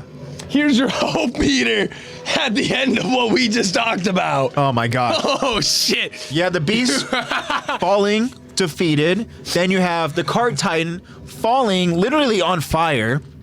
And it's just like we talked about last week's episode, right? Last week's stream. The episode itself that was released was called Leveling the Playing Field. And that's because now the Marleyan warriors have entered the battlefield, right? It's no longer just Eren's attack titan. It's no longer just the founding titan there. It's the entire mobile military force of parity. Yeah. You know, and then so we got the scouts then also entering the mix. So now we have the scouts, we have Eren, we have, you know, the Marleyan Titan warriors. And so it's like, okay, now we have ourselves a battle. Mm-hmm. Question for you. Yeah. Last week. Okay. Start of the episode. Yeah. How many Titans did Marley have? Oh, shit. They had 5, right? Yeah. Warhammer, Jaw, Beast, Cart. Well, Armored. Armored's there, right? Oh, like they had him at their disposal. Yeah. Yeah, so all this happening with little to no Titan shifters getting involved probably sent him into a crash out. Yeah. Yep. So How many it active? says my girl Sasha never misses. Yeah, we're gonna talk about Sasha. We're gonna talk about her 100%. How many active Titans does Marley have on the battlefield in this moment? Oh, in this moment, yeah, as they're literally getting defeated, all we see left is, if you want to just say, like really the only one that's active is the Jaw. Yeah. I mean, I guess, like technically 5-1, baby. Technically, the Warhammer is still alive because, like Laura Tiber, she's still over in a crystallized, She shell. can still use her stuff. She can go ahead and use her abilities, sparingly, right? We see that she has to go ahead and also conserve and regain energy and stuff, to be able to use it. And we talked about her lack of experience as well. Yeah. Right? So she's really kind of learning on the fly She's here. a 0.5. She unfortunately on her She's not even a 1. her She's first a experience 0.5. in battle, which we are aware of. One thing that we learned about the Tiber family is that they do not engage in battle. Mm-hmm. But when it comes to Laura Tiber and her first experience and encounter in battle, you don't want to encounter the Founding Titan. You don't want to encounter God Eren forbid. Yeager. Yeah, you encountered the one motherfucker on the planet. Yeah. You shouldn't have encountered. Yeah. If we want to get into logistics here, Marley really only had 4 Titans starting off. Because we all know there's a little traitor somewhere in there. Oh yeah, that's the thing we First talked couple about. things we say in this episode. You're running out of time, Levi, aren't you? Yeah. It's almost I wonder like where he knew that from. is that code for something? It's one thing we talked about. what it Yeah, I felt think it was like. last week's episode. We talked about. At least I tried to go ahead and allude to something kind of odd with Levi's expression. Levi went ahead. It kind of had his hesitancy upon the Beast Titan's arrival. It's almost like he didn't want to go ahead and follow through with whatever he had to go ahead. It's almost and like it was a follow look through of, with. a look of pride almost. Yeah, and you can imagine too, because like obviously we're alluding to the fact that they are in cahoots together. They're working together. Levi had one last mission to fulfill, one last mission that was given to him, one last order.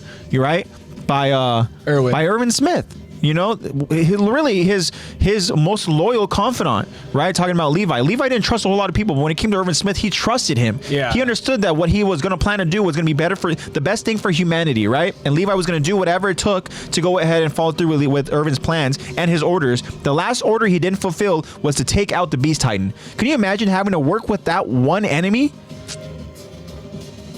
I wouldn't be able to. I'd be like, you guys are on your own. Yeah. I can't do this to my boyfriend. God rest his soul. He told me to kill that man. You want me to work with him? Yeah. No. And I bet you it felt damn good when he went ahead and he defeated the Beast Titan, as I say in air quotes. I honestly think he hated that moment more than anything. Yeah. I think he was like, I could have fucking done it right now. Yeah. And imagine if his pride got the better of him. Yeah. And he did kill. I was gonna go ahead and say Zeke that's in that situation. a lot of trust from Zeke as well, right? It's a lot of trust from Eren and Zeke. Yeah. Because Zeke obviously needs to stay alive for the plan that he thinks that they're going through with. Exactly. Eren, Eradication. Eren needs that motherfucker. He needs him. Yeah. Like to do what he wants to do, he needs Zeke. Yeah. And he's like, I'm gonna put the one man who wants to kill him more than anyone else on the mission of saving him. Yeah. So I mean, again, there's a lot of That's a lot of loyalty being tested here and stuff. Future sight. Yeah, I mean, the thing is, though, is that's what we kind of alluded to 100%, right? About them working together. But I want to go ahead and talk about Sasha, right? It's always nice whenever we get Sasha scenes here over in season 4 because there aren't many of them. Spoiler warning. Guys, we've already seen about half of the Sasha content we're gonna see. Yeah, exactly. Tish says Levi putting his pride aside. I think Irvin would have been proud. I think so too. I think Irwin would have too. I think Irvin probably would have been okay with Levi taking out the Beast Titan as well. Especially like Tish said, he was spinning the block after. But if Irvin was aware of whatever the plan essentially was and stuff, then I think that Irvin would be okay with it because Irvin also wouldn't be told everything. The plan. Yeah, he wouldn't be aware of. Wouldn't be aware of the full plan. Well, that's what I'm saying is that he would be aware of whatever they need to know. Whatever they think they're doing. Yeah. Yes. Yeah. But with Sasha here, so they're laughing at you. Eat his fruit. we talk about just early on as we go ahead and focus on this episode, right? We talked about how the Cart Titan and the Beast Titan were defeated, right? Presumably, and so the Cart Titan, I want to go ahead and talk about. I think Tish might have mentioned it, or somebody in chat mentioned it, but like how Sasha is such a vital part to the scouts because 100%. she is an incredible hunter. You know, She's resourceful. She's one hell of a shot. yeah, And she's also got what a lot of the others don't have in the scouts, and that's the ability to boost morale. yeah, And I don't think Sasha's a leader by any means. I think she doesn't want to be a leader. she's an incredible role player. Exactly. Yeah, I think that Sasha has the ability to motivate without I think leading. Tish is getting a little too excited in chat. Uh-oh. My girl shoots no blades. I'd feed her. Hey, I think anyone would feed Sasha because you wouldn't get much of a choice. Yeah. She'd tell you, meat, Yeah. feed me And, potatoes. if there's anybody feeding Sasha, it is the fan cast Niccolo, which is of course Zach. Zach is the Niccolo, and any live action adaptation. Hey, I'm not only Niccolo, I'm fucking Sanji too. So There you I'm go. whipping it up. Yeah, but so again, Sasha, she goes on to go ahead and get essentially, she takes out the pilot who is manning the One of the guns, heavy machine yeah. gun turret, right? And once you go ahead and you see that scene, right? The way that the turret fire just goes and it almost like finishes off. It's like It like ends the mag. Yeah. It's like, okay, it's like, for those of you who've seen the episode, turret, bullet, do do do do do do do do do do do do do do do do. yeah, And it's, you see his death grip, they empty the mag, and then his body goes limp, and the turret literally just goes. Don't take that hand up out of context. don't do it. They're like, clip it. I know. But yeah, and so German shit. again, it just goes to show Sasha and her abilities and how she's an incredible part of the team and how you can go ahead and rely on her because again, like, I think too, when it comes to like moments, right, where you easily can go ahead and kind of just like stray away from the game plan, or you can very easily can go ahead and hesitate, or you very easily can go ahead and become so fearful that you want to go ahead and run away. Like when you have a card titan going after you because you just took out one of their teammates, one of their comrades, one of their allies, and this, as Kyron went ahead, I can't remember who put it, I think it might have been somebody in chat went ahead and ranked the card titan as one of the most terrifying titans, right? That's Tish, yeah. So for Tish, you know, to have this card titan chasing after you, That's scary. growling and being ferocious and being pissed off, And literally saying, I'm gonna fucking kill you. and then Sasha does not move. Sasha does not go ahead and blink. She does not. She's stoic as fuck. Yeah. She's just And then Jean again, he shows up. Jean doesn't go ahead and hesitate. favorite horse. And Jean essentially, takes out Killer the slide tackle into the fucking phase is another great way to go ahead and describe it. But yeah, the card titan gets taken out by the Thunder Spear. Thunder Spear is perfectly lodged into the eye socket. That was like a And, killer shot by Jean. Yeah, and then upon explosion, everybody inside the two remaining Panzer unit soldiers, they go ahead and they just get freaking burned to a crisp. Obliterated by the fucking. I don't think we could even count how many Thunder Spears were launched at that. Oh yeah, I don't know because they, yeah. I'm surprised that didn't, because that's a big explosion. I'm surprised that didn't kill her. Yeah. Steed. That's my noble steed. Yeah. But no, that shit was. I think it's such a melancholic touch too when you see the result of Sasha's shot, and you see that same little picture of the Panzer unit Yeah. just on the wall, and there's a little blood smear on it. You're just like, oh, sucks for them. Yeah. And then you remember that your homies are back in town, and they're the ones causing all that destruction. You're like, yeah, fuck gun users, fuck the Panzer unit, fuck those little gun users up. Yeah, I mean, when you think about the whole kind of perspectives and everything, right? We watch it from the lens of the Island Devils, right? From the from the scouts and stuff. And but like for all we know, maybe the Panzer unit were a solid group and stuff, and like what if they were? And I only say this for the sake of an example, but what if they were like the Levi squad? What if they are the squad that goes on missions with the card titan? To a lot of people, In Marley, that is their Levi squad. Yeah. Yeah. So like, if they are the ones that get to go ahead and engage in battle while like, this is penance for what Annie did to our Levi squad. Yeah. Like, so I mean, if to think that squad was wiped out. Again, credit to John again, credit to him leading. We talked about his leadership skills and stuff like that, right? Like, fucking shoot your fucking spears at him. I know, he's literally, exactly. I just shot this bitch in the face. Kill him. Yeah. baby. Exactly. Again, for these young characters like Falco and Gabi, Gabi has just arrived onto the battle scene, and Falco was protected from Reina, and now he's out over into this battlefield now. He's seeing what's happening here. He goes out there. We start this episode by saying, like, if anybody can go ahead, what does he say? If anyone can deal with this mess, it's War Chief Zeke. Boom! Slash the nape. Done. Falco needs to learn how to shut the fuck up because he's a jinx, bro. Exactly. Falco is a total jinx. And then, obviously, losing the card Titan was a tremendous loss, and you can tell that really affected both Magath and Gabi.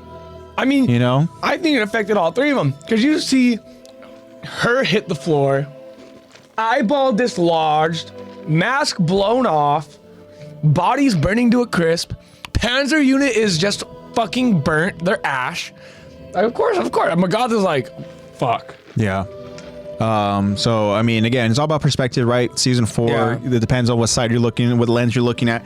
But for us, we're like, okay, hell yeah, we want to go ahead and see, the island turtles devils. Are dugongs. We want to go ahead and see, we want to see the scouts go ahead and fucking handle shit. We want to see them handle business. Speaking of handling business, god damn, can I talk about my guy Armin? Oh my god, the first time we get to see his fucking colossal titan, I want to say. They did our boy so much justice with the color palette compared to Bertolt. Such a vibrant red. Yeah. And such a contrast. The way that it just white. like radiates like that kind of, you could tell it just radiates that heat, right? Yeah. Yeah, it's so good. But yeah, I got when he transforms and you see his face. Yeah. It looks so similar to Bertolt's to me. From like, I can't remember which transformation it is. I think it's from the You Traders part. So in that transformation, Bertolt, he's injured a little bit, but he's very much afraid. And it's like, yes, that look of fear. In that moment, Bertolt didn't want to go ahead and do that. If we recall, he tells Reina, like, we're doing this, like, now, right? Reina very much catches Bertolt by surprise. Yeah. Right? Reina figures, Reina you know what? pulls the trigger. He's like, look, this is now or never. We have to do this. We can't continue on with this, with the charades here. Right? And then Mikasa goes on to go ahead and, protect Eren by trying to take out both, Reina and Bertolt, but unfortunately wasn't able to go ahead and kill them both. Reina was able to go ahead and protect himself, and Bertolt was able to go ahead and avoid it. He essentially got, I think his throat slit. He literally got his throat slit and Yeah. had to heal it back via transformation. Yeah, but then that look you're talking about, It was like, it's a very, like, so when they transform, it's like just fear like and with regret. Those are the two emotions I get from those eyes. Yeah. For me, it isn't like the entirety of the face. It's the eyes. Armin's eyes, when he locks eyes with that fleet member. Eddie has, Tish has some insight here. Because they're both afraid of their power. Eddie said, It's "My not a poor guy." controlled shift like the other Titans. It's destruction guarantee. 100%. Yeah. And like, It's I a feel bomb like going off, yeah. with Bertolt, it was a fear of hurting his allies more so than the people of parody. It was just like, am I gonna fucking kill my friends by transforming Yeah. right now? But with Armin, that's a good point. Yeah. Armin's is a fear for Human life. human life in general. Yeah. Just not even human life, just life around him. Yeah, he's very Bertolt is the life empathetic. of those I care about, and Armin is life. Like there's no, it's the bottom line. Armin is wired where he's trying to go ahead and come up with a plan that prevents, bloodshed. Yeah. Right? Which is why you impossible. had mentioned before in the past is like, well, Armin literally has the Titan that provides the most bloodshed, that is the most destructive. So, it's kind of ironic in that sense. It's ironic, but it works for him. Yeah. That is also the best man to have the finger on the trigger. Yeah. Because they'll do it when they fucking need to. Yeah. And no other time. Yeah. There's no luxury. point. There's no, hey guys, I want to get a rep in with my Colossal. I'm going to go 20 miles, 30 miles out. Yeah. And you'll see when I start training, but I'll be back after that. There's none of that for him.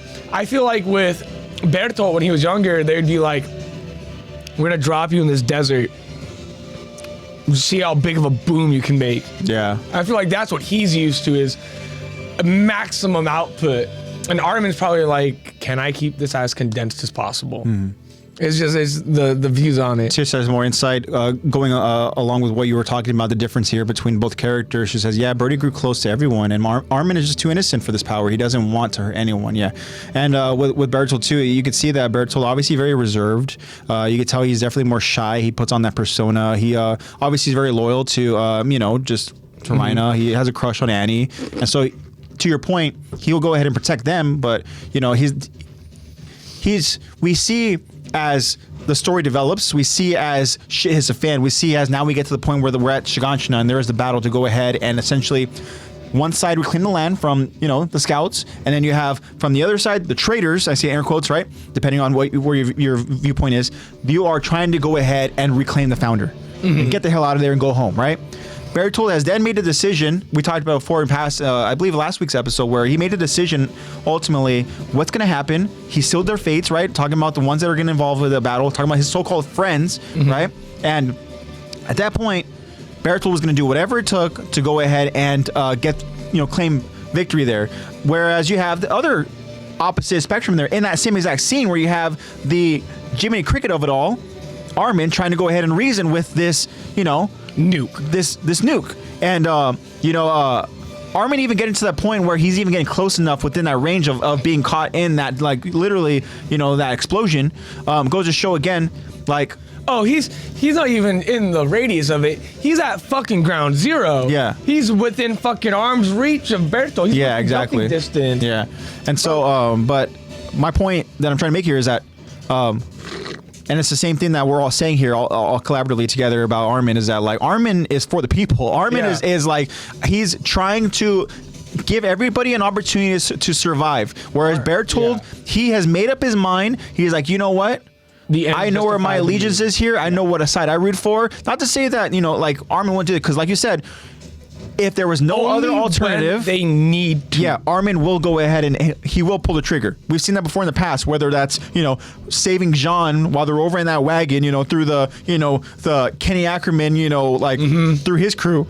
Excuse me. And, he has to go ahead and kill somebody, his first human that he kills, right? Like, Armin will go ahead and do whatever it takes to a certain point until he needs to. Armin, especially earlier than season 4, it was, if you can push this, at the end of the day, people are just animals.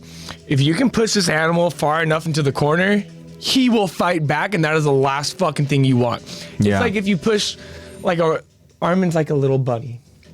Play on this too. Like Tish says, courage the cowardly dog. Yeah. Aaron! Yeah, I know, seriously. Mikasa! He's like, oh, the things I do for love. Yeah, literally. The things he does because he loves Aaron. Yeah. But no, like, he's like an animal backed into a corner. You back him into a corner and he fights back, you're fucked. Yeah. You won't know it until you're there, though. That's the thing with Armin. You don't know how dangerous he is because he doesn't like to display that. With Bertolt, towards the end of season 3, even like beginning of season 3, it's like, yeah, but you go to bat for Muriel. That's right. Yeah, parentheses. So his friends. Yeah, exactly. Yep, he'll go to whatever extent to go ahead and rescue, save them. Whatever threat is in front of. At that point, they're not his friends. Muriel, they're his family. Which, of course, we're talking about. In AOT terms, we're talking about his friends and stuff. That's a great example. Man. Yeah, 100%. And wow, yeah, that was, thinking about that, it really is just like, that story too, where, like, you think about Courage was taken in by, of course, this couple, right? It's kind of like the same thing where it's like, we get to a point where now Armin was Courage the cowardly dog. Armin only has his friends left, when he loses his family and stuff, and so. He lost his grandfather, he lost his parents. Yeah. all he had was Eren and Mikasa. Yeah. Who also had no one. Yeah, exactly. They're just a happy little family living in the boonies. Eustace is cool, just like Eustace. Eustace did. Captain Mid. But yeah, so Armin, can you imagine being like, so I want to go ahead again just for context here, right? And we talked about leveling the playing field. Like, Magath was pretty confident throughout this entire battlefield because one, he thought that the devils had no idea what they were getting into, that they were essentially sealing their own fates, right? But little did Magath know. He assumed no reconnaissance. Yeah. He assumed he had more numbers than he did. Yep. And he assumed that no one was a traitor. Yeah, exactly. No one important was a traitor. Yeah. And then, so the fleet of reinforcements that we have here over on, you know, the Marleyan port. And you got to think that they're gearing up. They're getting ready to go ahead and enter the battlefield as well. And what is the thought process here when you go ahead and you see a random fisherman boat right there, right? You're like, what the fuck's this guy doing? bro, we're scaring all the fish away. Yeah. You're like, yo. That's my first thought. Bro, we scared all the fish away. Yeah. There's no fish. You're not making no money today. Like, Why do you are not out here? see what you're surrounded by? Which is literally what the soldier goes on to go and say. He's like, do you not see literally the fleet around you? Right? But then, like you said, that look. When It's Armin like an goes on I'm to go ahead sorry and in reveal his himself. eye. Yeah, he knows what I'm about to do. I'm so sorry for this, right? It's somewhat similar isn't to personal. Armin and in chat. I know Jacob helped me out too with the name of that young boy that Eren goes out there and grabs, and he literally is like sobbing and like apologizing. Talking about the kid with the little cap, the one that was getting beat the fuck out of in the alley. Yeah, and so We'll see him again. Don't worry. Yeah, but is that Ramsey? Ramsey. Okay. Yeah. So yeah. Fucking Tish. Why is this twink in a dinghy? Damn, that's so good. But seriously, he probably Armin is thinking likes that legit when he goes out there and he sees freaking, you know, this like very like feminine man, cute looking delicate thing, this delicate little dandelion, and then he fucking explodes into a nuke. He's like, wow, why is this dandelion on a dinghy? I'm in heaven. Yeah. Or hell, wherever he went. Wherever, but the boats went up in the sky for sure. So, I mean, again, just continuing to go ahead and just change like the what's the word I'm thinking of, like the tide in their favor. Yeah, exactly. So yeah, they've like we said earlier. Magath. They is went from literally having 5 Titan warriors to fucking one mobile. Oh shit! Hey, those boats did get blown pretty high in the sky. They did, bro. They did. God damn, you're fucking hilarious. To the Sky Island. So again, to my point about Magath is that he came into this very confident, and now you can see that confidence is dwindling. At this point, you see the gears turning of what the fuck are we gonna do? Yeah. What are we gonna do? Yeah. So upon Armin's arrival as the Colossal, taking out the harbor fleet of reinforcements, the Cart Titan, Magath, they're all kind of like now confirmation that Berthold's dead, and they not only killed him, but they took his powers. His power. And and then we had a killer voice line delivery by AJ. Yeah, that pissed off Goth Rage. That pissed off, Porco Galliard, and he's seeing red, and now he's just, now full on force, just doing the exact same thing that Peak told him not to do. Exactly. A couple episodes ago. Yeah, and which Peak ultimately ended up doing herself, and look what it got her. Exactly. Yeah. You killed my man. Yeah. Get your eye blown out. Exactly. So, like Zach's saying, the tide is turning very, very quickly. We have another part to go ahead and cover, and then we'll get to a final breakdown and discussion, and then we'll see what we want to finish off with, or if we just want to go ahead and end the podcast because it is getting a little bit late. But yeah, let's go ahead and let's focus on this next part here. And Zach will be the narrator here. Got you. And yeah, Zach, whenever you're ready. Awesome. We continue the episode as the Marleyan port is a wasteland. There's nothing but ash and destruction as we witness a giant crater-like hole on the edge of Liberia. There are literally body parts of people scattered amongst the rubble, people trapped under the destruction. A giant colossal foot stomps to the ground as Armin's colossal titan slowly walks towards Liberio. As Armin's colossal titan stops, those on the battlefield only see the monster off in the distance. We get a closer look at the colossal as we see such sadness in his eyes. And of course, we see no ears. A rush of smoke from the nape appears as Armin reveals himself connected to his titan. Armin notices his masterpiece as Armin becomes overwhelmed with grief and sadness. It's nothing but a graveyard as Armin asks, "Is this the same view that you had, Bertolt?" Armin prepares to shoot a signal flare as he looks heartbroken inside. "It must be." Back at the battlefield, Jean climbs to a rooftop to signal to his comrades to finish the car titan off. Falco mumbles under his breath as he's still stunned. "No, please, don't kill her." Jean yells out his orders to his comrades. "Come on, finish it!" Jean jumps into action using his ODM gear to get to high ground above the cart's nape, but Falco runs to stand in front. Falco waves his arms, yelling desperately out to Jean, "Don't shoot! Leave Peak alone!" Jean now has to make a decision. Follow through with his orders and finish it, or not because of a child. Though Jean pauses momentarily, he ultimately does what he feels is right, as he launches a Thunder Spear directly towards the cart and directly towards Falco. Before the attack can connect, steam rushes from the cart titan, causing the Thunder Spear to fly in another direction, exploding against a nearby building.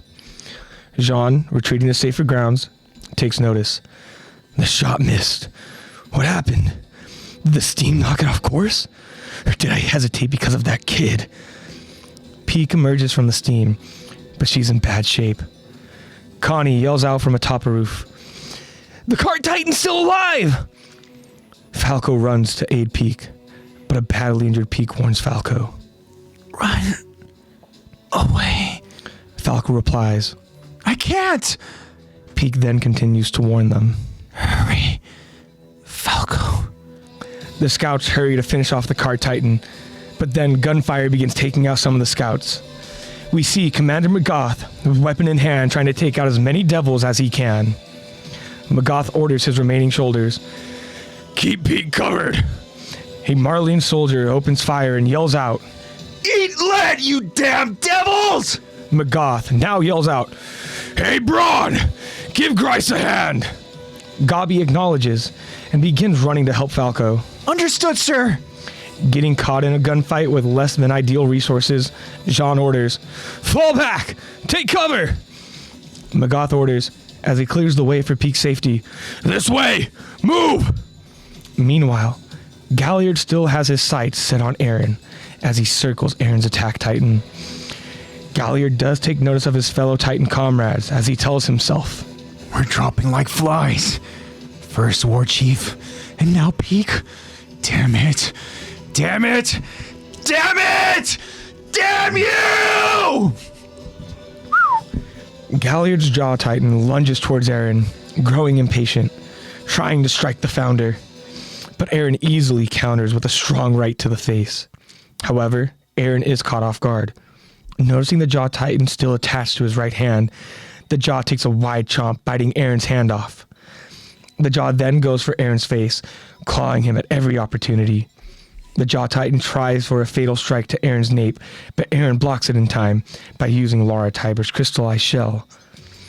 Aaron, of course, takes notice of the damage dealt to the crystal shell. Mikasa rushes to Aaron's aid, causing the jaw titan to fall back momentarily. Mikasa tells Aaron, "He's fast. Much faster than Ymir's jaw titan." Aaron continues to stare at the damage dealt as Aaron wonders, "So this is the power of the jaw. I see." We go back to Falco and Gabi as they try to help Peak. Falco, looking at Peak's injuries, says, "It's horrible. Her body can't heal fast enough, but she has the power of the Titans. So why?" Gabi tells Falco, "The card Titan isn't exactly known for its toughness. It's not like the armor Titan." Gabi suddenly realizes, "Wait, where's Rhina? Is he somewhere close? You told the commander that Aaron here got to him and knocked him out, but we can wake him up, right?" Falco unfortunately tells Gabi, I'm not so sure. He's still underground behind the plaza. But, listen, I'm sorry. But I felt like maybe we should let Rhina sit this one out. A confused Gabi asks. What are you saying? We need Rhina to fight. To avenge Udo and Zofia and all the other people those devils killed. Falco has no response, perhaps thinking about what to say. But Gabi has no patience as she stands up and begins walking away. Kozlo, taking notice, whispers to Gabi, "Hey, get back here. Wait, don't go to the windows. You'll give our location away." Gabi takes a look outside the window and takes notice of something. Actually, Kozlo and Falco hear something as well. The sounds of an aircraft. Commander Magoth too takes notice as his expression shows surprise and shock. Even Galliard takes notice of the airship as Porco appears to be shocked by the size of it. Inside the airship, pilot Onyankopon alerts. Commander, I just spotted the signal lights. Commander of the Scouts, Hanji, responds. That's a relief. At least we know that some of the mission went according to plan. Inside the airship, we see Commander Hanji with Armin. Well, we're counting on you, Onyankopon. Onyankopon acknowledges. I've got this, Hanji. Don't worry. Hanji then continues. Cross the internment zone at low speed and altitude. Our troops will be able to get us. Our troops will be able to get to us with their ODM gear. We can really. I'm like trying to read it fast like Hanji would. I got you. Hanji then continues. Cross the internment zone at low speed and altitude. Our troops will be able to get to us with their ODM gear. We can really only fly through once, so any stragglers who miss us are out of luck. Or in luck, if we get shot out of the sky. Hanji now directs attention to Armin. You came up with one hell of a reckless plan. What? You got possessed by Irvin's ghost or something? Armin answers. To be honest, I wish I had. At a time like this, I could use his strength. We're dancing on a knife's edge yet again. This has to work. Because if we lose Eren and the others, we have no future in this world. To be continued. Oh, to be continued. All right. Scream, my friend. Thanks, bro. Hanji is always a character where I'm like, Lexi does Hanji so good, right? Does. I know Nailed Lexi it. would have been excited to go ahead and do Hanji's voice, but whenever I try to do Hanji, for whatever reason, I try to speak. The pacing, I try bro. to speak in the pacing where she's so like smart and she speaks so kind of like quick and She's like, cross the internment zone at low speed and altitude. Our troops will be able to get to us with their ODM gear. We can really only fight through once, so any stragglers who miss out are out of luck. Or in luck if we get shot out of the sky. yeah. Typical Hanji laugh. She talks so fast, though. Yeah. I be stumbling over my words. My tongue's too fat for that shit.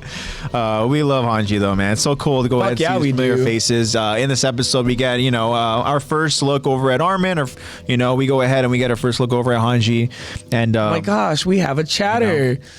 Lexa Mundo. Hey, Lexi's in chat. What the heck? Everybody say hi to Lex. She heard us call. I know, seriously. She's like, oh, okay, thank you. Oh my God, they miss me. Yeah, hell yeah. So Lexi, Damn in chat, right, everybody Hanji got that tism riz. Everybody say hi to Lex. Lexi says hi. Miss y'all in chat. Yep. And I know Lexi wishes she could be here with us, but again, Lexi's feeling a little under the weather. Little sicko mode. Yeah, but let's go ahead. So since Lexi's here, Lexi can go ahead and help us out with a little episode breakdown as we go ahead and kind of finish and wrap this specific episode. Mm-hmm. Let's start with let's start over with Hanji. I mean, Hanji again, as we talked about as we are aware of and we know about how essentially her story ended over in season 3, right now going into season 4, that she has now become the commander of the Scouts officially. I gave myself goosebumps when I read out Commander of the Scouts. Yeah. Hanji. I was like, it's so cool, huh? I was like, ooh, Yeah, it's so cool. So commander of the Scouts, I mean, just thinking about that, that's a lot of responsibility, right? Yeah. Especially when you're going through with this grand scheme here to infiltrate literally this is their a foreign first land. international attack. I know, exactly. Hanji's leading our first international attack. Yeah, and so obviously Onyankopon, we go ahead and we see Onyankopon for the first time here. Onyankopon's Cool going and to go on composed to, as always. yeah, with the way he talks, I mean, just like, yeah, he's obviously very, very cool, very I'm calm. the sickest pilot you've ever met, Captain. Yeah. Tish giving some advice over to Lex. Thank you, Tish, for that.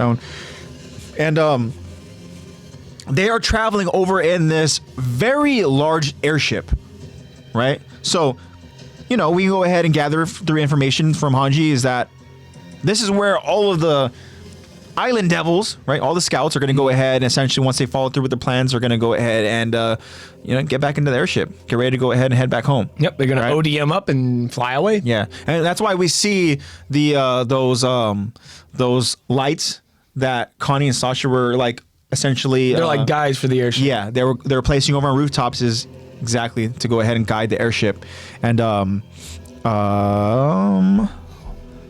so really cool to go ahead and see Hanji. It was Armin's plan. We know that it was Armin's plan. It's so funny when Hanji's like, "Oh, did you get possessed by Erwin's ghost?" I'm like, "No, Bertolt's." But yeah, I know exactly. You're kind of on the right track there, Hanji. Yeah, you little Titan freak. Yeah, and well, the thing too is that like Armin, obviously, having to go ahead essentially walk in Irvin's shadow, so to speak, right? Oh yeah, is a very difficult thing, right? He's the one who they chose over Irvin, right? So for Hanji to go ahead and Irwin joke, even chose him over himself. Yeah, yeah.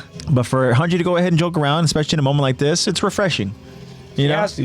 Yeah, it's refreshing. I feel like she has to come up for air. She's just gonna fucking be a boring character. Yeah. One thing too is that Armin he goes on to talk about how this episode ends with him essentially saying that if we lose Eren, right, then we have no future in this world. Which is if we lose Eren now, yeah. we have no future in this world. Actually, if they lose Eren now, they have a much brighter future ahead. A lot of gunfire.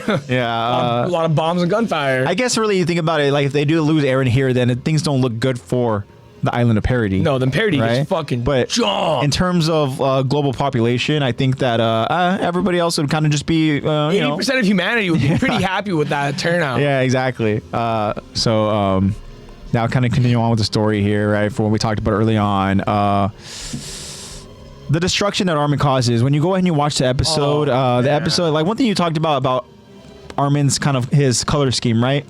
He really does kind of resonate this glow. He resonates this heat and stuff. And I have a theory. Mm-hmm. I have a theory that Armin's Colossal Titan shines much brighter without the explosion, just in general walking around, shines much brighter post-transformation because he's not using all of his heat in the explosion. Maybe. I mean, I feel like he's kind of like minimizing his damage. Yeah. And he's... Well, I think he focused over on a point. Obviously, he wanted to go ahead and take out, or I should say not wanted, but he was... His own mission was to go ahead and take out the fleet reinforcements, right? And that's a great point that you're mentioning about how he really focused his... He went out to the water for it, I mean. I guess kind of like the explosion range, right? And we understand that like the smoke and everything, the rush kind of like, went over to Liberia. But as far as what you're trying to go ahead and exude, as far as heat, as far as the actual explosion itself, from what we know with the Colossal is that like the more power it exudes, the more like your Titan form is going to go ahead and essentially, lose muscle mass, going to go ahead and kind of, maybe lose color. We know like that you said. they like obviously regenerate. Yeah. And I feel like that's like... Where like if we were to compare his healthiest almost. Yeah, like if we were to compare Bertolt's steam rush post transformation in season like 3 to Armin's steam rush, let's just say after his transformation there in Liberia, I feel like Armin's steam rush would have a much higher output because he's like conserved some of his heat from the explosion rather than just letting it all go, Yeah. Like I feel like even if we were to compare like season 1 Colossal versus later season Birdie Colossals, I feel like the season 1 where he's over the wall is a brighter shade of red because he didn't blow up, he transformed. He transformed, yeah. And the thing is, we also know that he can, all Colossals can transform without an explosion just from episode 1 alone. Yeah. Because there was no big boom. He just got huge and showed up. Yeah, he just showed up. The wall was blown away. Like, if he wanted to, he could have blown the wall away right then and there and just blown up Shinganshina. Yeah. But he didn't. So I feel like that's part of it, is he just radiates so brightly because he doesn't push all of his heat out in the explosion. It makes sense because, I mean, even just thinking about like anything that generates so much heat, right? Like, it's going to go ahead and have some sort of like Yeah, I know. You can't go ahead and release this thing through his ears. Yeah, that's a great point. And even Eddie agrees Thank too. you, Eddie. Thank you. One thing that Jacob mentioned about what we're talking about with it's like him as a person. If Aaron were to go ahead and if we were to lose Aaron and talk about how a lot of people would survive, Jacob goes, I wouldn't be. I'm a part of that percentage. Fuck. Interesting there. And to another theory here about the glow of Armin, Tish says maybe it reflects his heart of gold. That's a great theory there as well. I think it because does. we understand that Armin does have that. Well, we talked about it. I mean, he's trying to do what's best for humanity, not just what's best for... He's here for the people. Yeah. He's here for all of humanity, not just his nation. Yeah, and then also too, Tish mentioned too, maybe this is just how the Colossal changes across users. Could be. I feel like we haven't. I wish we could see more Colossals. Yeah, we don't really see a whole lot of Colossal Titans, until the rumbling or until like later on and stuff, you know. Colossal users. Yeah. I think about just kind of like that little crater that formed over there along the port, right, and stuff. Yeah. And I mean, to your point too about how like it could have been worse. The destruction could have been much more worse because we see people are trapped underneath rubble. Like you know? those people could have been incinerated. Yeah, they could have easily have been. The fact that Armin can get to that point so quickly from his explosion. Yeah. All of that could have been. I feel like also him going to the water is in itself an act of mercy, being like, okay, the water will soak up a lot of the heat that I let out anyways. So I don't know. I feel like there's a lot of different little aspects to his transformation you can look at, but dude, still the destruction is fucking insane. Yeah. Also, too, that silhouette of Armin's Colossal off in the distance as like You're watching the shockwave, the cart, as the jaw, or just kind of just staring off over at the Colossal. It's one, they don't know who that is. They just know that whoever it is, yeah.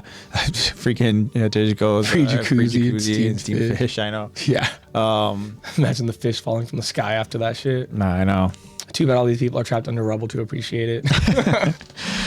So, I mean, again, just changing the tides here, right? With Colossal destroying the harbor, which we talked about. Another thing I want to go ahead and kind of mention is Jean and his leadership skills, right? We understand Jean, again, really a big focus on his character development over in season 4 is him being a leader, right? Something that, even as early on as season 1, when our old friend Marco went ahead and noticed that leadership quality Bobby. over in Jean, right? He saw it right from the start, and here we are now, fast forward to now here we are in season 4 where Jean is a leader. Right? Yep. He is the one leading, a group of scouts. And he's got his own little squad and shit. Yeah, and he's giving orders and everything, but this is another moment here where there is a brief hesitation.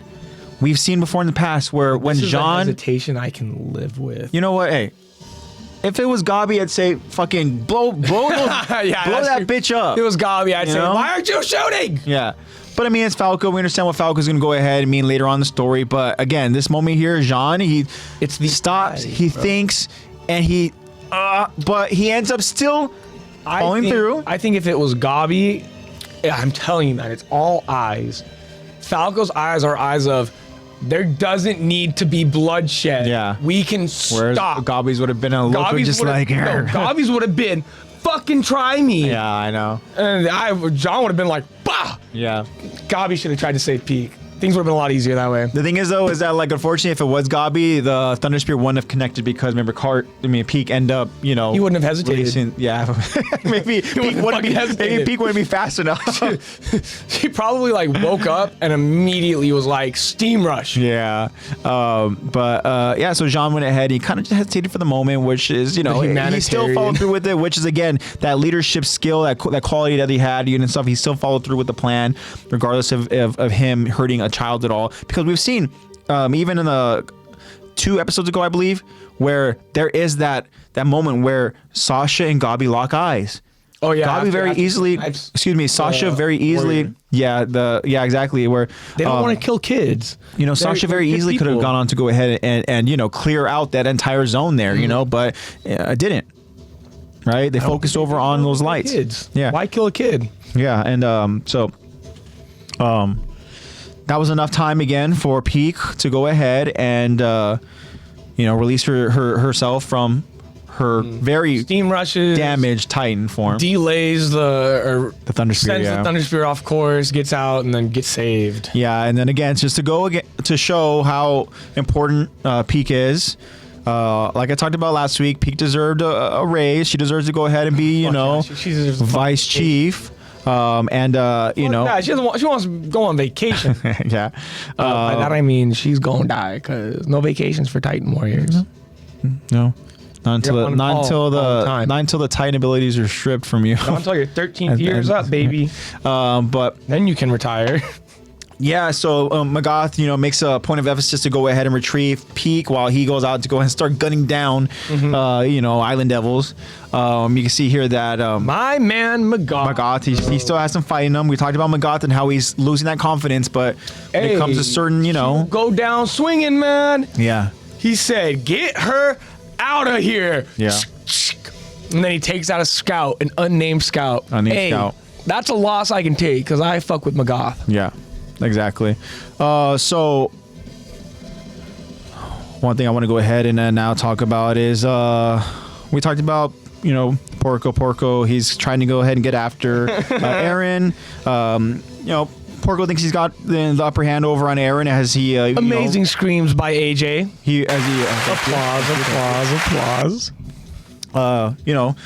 Yeah, Porco goes on to rip off Aaron's hand. He starts clawing off of his freaking face, right? And then Aaron does something just through defense, Sheer instinct, right? yeah. And that is the realization. Even Aaron himself goes on to say, like, oh, so this is the power of the jaw, right? You can. It's all eyes, man. Yeah. He blocks it, sees the scratch marks on the crystal. Yeah. First damage we've sees really seen to damage. that crystal. Yeah. And I'm talking about like not 0.1%. That was like a clean 5% damage to that crystal. Talking about layers of crystal just literally ripped because of a freaking Jaw Titan's claw. Not even his jaw, his claw. Yeah. And Aaron goes, "Oh, I got a nutcracker." Yeah, exactly. And then even like Lord Tiber inside of that crystallized pod is just like, oh shit. He's like, fuck, go. She's like internally screaming at Porco, "Get Yeah. the fuck out of here. Go away. Seriously. You're gonna get me killed." While literally Galliard's screaming and he's charging over at the founding Titan. Yeah. So another person that is kind of blowing the cover a little bit is Gabi, right? Gabi and Falco, they were able to go ahead and kind of, get hidden from the battlefield from everybody while they have Peak. They're in there with Kozlo. They're over inside some sort of building, and then Gabi realizes, wait, there is somebody else, right? Mm-hmm. Her freaking what? Her uncle or something like that, right? Her Uncle Rhina. Yeah, Uncle Rhina. Uncle She's Bron, like, oh, Uncle shit. Bron. What about him? They're like, hey, he can go ahead and help us fight and stuff, And then you can tell Falco is trying to just like break it to her easily and be like, you know what? I think this guy's pretty much given up. No one but him has seen Rhina be like, "Just kill me." Like I think that if Gabi saw what Falco saw the moments before Aaron went on to go and transform, I think He would say, "Transform me, let me eat him." Yeah, exactly. She'd be like, "Let me eat him, I'll do it." Yeah. But Sorry, Uncle. so Gabi goes on to go ahead and get close over to the window. And Kozlo's like, fucking, what are you doing? Get the fuck over here. "Get away from the window. Exactly. You're gonna blow our cover." I should do it every time I do his voice. Yeah, there you go. You got a little Richard Nixon in there. Watergate. But so yeah, the story continues to develop. Falco's like, "No." I know. He's like, you know what? I think He's we not should gonna let him be much sit help this one to us out. anyways. On some real shit. Yeah, for real. Bro's gonna look at Aaron and be like, "Eat me." Exactly. And then again, we ended the episode with Hanji, Onyankopon, and Armin, and we're gonna go ahead and continue on with this next week. So I want to let you guys know now, for those that are here with us live in chat, we will not be streaming on Thursday next week, but we are going to be trying to stream on Wednesday, is what we taled about. Yep. So hopefully you guys are still able to go ahead and make it with us. Next week is also a busy week. So Wednesday next week will be the stream date, most likely. It'll be same time, 6:30 p.m. Pacific Standard Time, and hopefully you're all able to go and stay up late with us. And yeah, just want to give you guys a heads up on that. Of course, for those that follow, the podcast over on Instagram, you guys will get your updates there. We got our code from Jacob. We'll go ahead and we'll read that code, of course. But that's what we got for you guys over in season 4. Can you hit that applause for me, please, Zach? Wow, yeah. A lot of content, a lot of storytelling. We got some good Q&As. Thank you to everybody again who responded over in the Q&As. And yeah, I mean, so again, just eternally thankful for all of you who stuck around with us. Wow, we had so many friends go ahead and stick around through the entire episode. Really, guys. And, you guys are awesome. Eddie, thank you so much for joining us this episode. Again, it was an absolute pleasure, man. It was a pleasure, bro, to go ahead and meet you. And looking forward to us linking up again later on down in the future for other cool things. Jacob, loyal as always, man. Appreciate you. Tish, I want to go ahead and express to you again, Tish, that you joining us each and every week, again, you're going on a month now of just hanging out with us. Like, we are so, you're all right, I guess. just thankful and appreciative of your support. And again, you're taking time out of, your life. You're taking time out of, your late hours in the night to go ahead and just hang out with us and stuff. And you've become such, an important part of the podcast. And again, for me, like, loyalty is something that it means something, like that's his big one. That's his big one. I love loyalty. I love being supportive, and that's why for me, like, whenever any of you have any like ambitions or whatever, that you have my support and stuff and all that. And but again, just thank you so much for just continuing to go ahead and hang out with us on a weekly basis. It really does. You're gonna make her cry.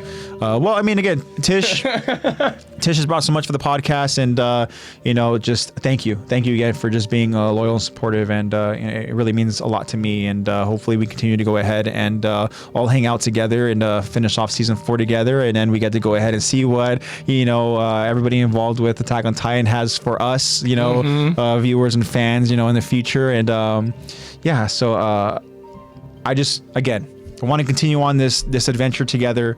The fact that we talked about early on, being number 1 on a list of top 10 Attack on Titan podcasts is incredible, but don't get it twisted. It's not because of anything that we did here. It's because of all of us. We are all in this thing together. Let's all continue to grow together. Let's all continue to go ahead and continue to become number 1 on other lists. And you know what? Let's continue to go ahead and just, show our love and support to Attack on Titan. Yeah. That's really what the whole premise of it all is. So I love you guys so much, and yeah. So it was a fun episode. Fun episode. Yeah. Enjoyed it. Thank you guys for joining us. Lexi, if you're still in chat, you missed a good episode. Okay. I know, man. Hey, AJ might just be the new Gabi. Just saying. I'm like, no. You're like, kill it. No. I'm like, Nate, cut that one. End stream. Yeah, but again, we missed you, Clip Lex. it. We hope that you feel better, and we'll be seeing you back here with us next week, Lex. Yep. Alrighty, guys. I remember what the code was. We got the code. Do you want to go ahead and give us the code?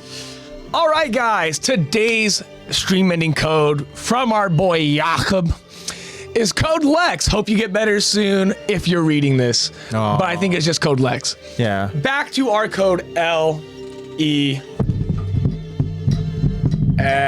There we go. Perfect. So in chat we got you're gonna make a thug cry. Yeah. He's a little softy. Goated. Eddie says we'll talk a lot of One Piece, Jacob. Oh, Eddie said he wanted to point out during the concert how Guilty Hero, the song, was focused around Rhina. And that it brought him to tears. Oh, okay. I think I noticed that too when they played Guilty Hero. It was a lot of Rhina on our screen too. Eddie, I want you to also know that Lexi showed me the message that you had gone on to go ahead and send to, I don't know if it's the podcast or if it was just directed to her, but I did read it, and yeah, man. So it was a lot of fun, and Jacob says, I look up to you, AJ. Let me explain. I never heard you unhappy once. You're always so grateful and happy, and I'm glad. Honestly, high on Jacob, life? This here that we have together is really a safe it's like a safe place for us to go ahead and really be open and honest with each other. And I want you to know, Jacob, that again, I've talked about before, and for anybody else, that if there's anything that you guys kind of have on your minds or whatever and stuff, like, I don't want you guys to feel ashamed to ever want to go ahead and talk, to me about certain things that maybe I could potentially help out with and stuff, because like, thinking about, just life in general, like we're all constantly just trying to go ahead and grow to become the best versions of ourselves. And, we have a lot of like, just like anybody in life, we're just all constantly growing. We're all constantly learning. And you know what? Life brings a lot of hardship, a lot of lessons, and we endure a lot as people. But it's always nice whenever we have like a strong support systems, a strong support team, and people that genuinely care about each other. And I really do feel that. I feel that here. I feel like, you guys genuinely care about us. And I want you to know that like we genuinely care about you guys. I express it every single podcast episode that you guys are so awesome to us. You guys need to listen to how AJ closes out every episode. If you don't understand how much we love you. Yeah, like I genuinely really love you guys so much, and I support you guys, and I want you guys to go ahead and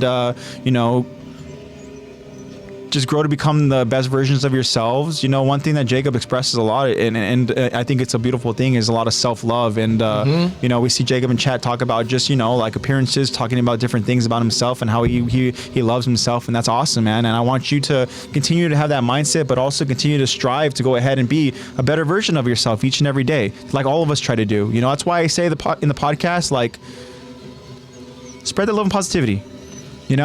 Just try to go ahead and just be some sort of like beacon of life, a beacon of happiness for somebody in the littlest of ways, even that's just smiling at somebody as you're in the store. What I was thinking. Or just smiling. Give someone a compliment. Stuff, I like your shirt. Yeah. I like your hair. That's one thing too that I love. Zebra Don't be Cakes. creepy about it. Zebra Cakes loves to go ahead and give out compliments and stuff, and you could tell the moment that she compliments somebody over on their hair or on their eyes or on their clothes, you could tell they instantly brighten up, and so it's the genuine aspect of it. Like, yeah, Zebra Cakes is like a very genuine, authentic person. Yeah, and like, she got a cool smile, bro. If anyone like Ronnie were to walk up and just like give me a compliment, I'd be like, oh my gosh. Yeah, I know. Exactly. Well, I didn't know I looked that good. Shit. Now my day gets a little better. That's all you gotta do. I do want to go ahead and give a shout out. I will read your message, Tish. But very coolly, I want to go ahead and give a shout out to Zebra Cakes, because Zebra Cakes, and you can hit the applause for me. Zebra Cakes went ahead and got herself a job. Yeah. Hey, we got Bobby. It's only 9 o'clock there, bro. It's almost midnight here, but Bobby, what's up? Bobby, we gotta talk about your list, bro. Read your... Taking my glasses off. Yeah. Bobby, half those people on your list fucking died. Yeah. We need a revision. We were going through your list. Bro.